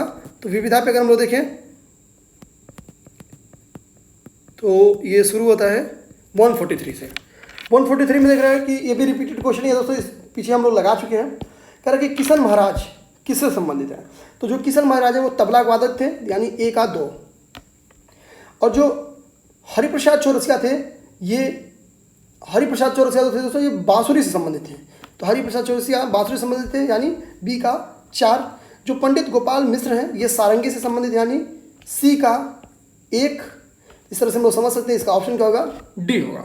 और जो कुदक सिंह है ये पखावत से संबंधित है। कारण निम्नलिखित में से कौन सा सुमेलित नहीं है? तो ध्यान देंगे दोस्तों, जो the man who divided India book है, the man who divided India book है, ये बुक है रफीक जकारिया का, ये बुक है रफीक जकारिया का। इस चीज को ध्यान देंगे। तो इसका सही आंसर सी है। 144 नंबर क्वेश्चन पे आते हैं, 5th पे। जंगली गधों का अभ्यारण्य हम लोग कर चुके हैं, गुजरात में है। आबू का जैन मस्जिद, तो देखेंगे दोस्तों जो आबू का जैन मस्जिद है, यह जो है इसको बनवाए थे विमल शाह, बनवाए थे, गुजरात के हैं। ये टोटली संगमरमर से निर्मित है और ये जैन धर्म का एक प्रमुख स्थल है, हम लोग कह सकते हैं। और इसलिए इसका सही आंसर है संगमरमर से, टोटली संगमरमर से बना दोस्तों। ये तीसरी बार क्वेश्चन आ रहा है आपको, पिछले 10 साल में 3 बार, तो समझ सकते हैं कि कितना है। इंडिया डिवाइडेड जो बुक है दोस्तों, ये डॉक्टर राजेंद्र प्रसाद की है, जो कि हम लोग ध्यान देते हैं कि ये फर्स्ट राष्ट्रपति हैं। और हम ध्यान देंगे कि जो अंतरिम सरकार थी उसमें इनको क्या बनाया गया था, ये होमवर्क है। भारत के किस प्रांत में सर्वप्रथम साम्यवादी सरकार की स्थापना थी? तो जाहिर सी बात है जहाँ पे कांग्रेस नहीं आई होगी। कांग्रेस कहाँ नहीं आई थी दोस्तों? तो हमको पता है कि कांग्रेस केरल में नहीं आई थी और कांग्रेस उड़ीसा में नहीं आई थी। ऑप्शन एक ही यहाँ पे है, केरल, इसको सही कर देते हैं। निम्नलिखित में से किस समिति में राज्यसभा का प्रतिनिधित्व नहीं होता है? हम लोग लोक लेखा समिति, और जो और भी समितियां हैं, प्राक्कलन समिति, इन सबको पढ़ चुके हैं। तो इसका सही आंसर है जो प्राक्कलन समिति है, जो आकलन समिति है, वो सही है। तो ऑप्शन सी इसका सही है। 150 उस टाइम का करंट का क्वेश्चन था, इसको बिल्कुल नहीं करेंगे। इस तरह से जीएस के सारे क्वेश्चन दोस्तों हम लोग डिस्कस कर चुके हैं। दोस्तों हो सकता है कि कहीं आपको लगे कि जल्दीबाजी की गई, जहां जल्दीबाजी की गई दोस्तों 100% उसका चांस है। उसके बारे में हम लोग पिछले दिनों में बहुत अच्छे से डिस्कस किए हैं, बहुत मन से डिस्कस किए हैं।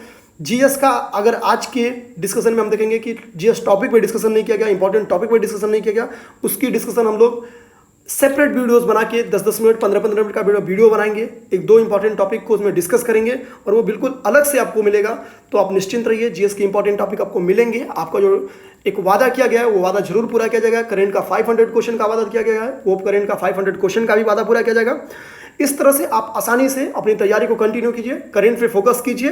करंट के 500 क्वेश्चन तो आपको दिए ही जाने वाले हैं, साथ में घटना चक्र की दृष्टि मार्केट में आ चुकी है, आप उसको ले लें, एक बार उसको भी पढ़ें। कुल मिला जुला के आप देखेंगे जो IAS जो यूपीएससी हिंदी का प्रोग्राम है दोस्तों, तो वो काफ़ी बेनिफिशियल होगा। तो चलिए आज का डिस्कशन यहीं पे ख़त्म करते हैं। धन्यवाद।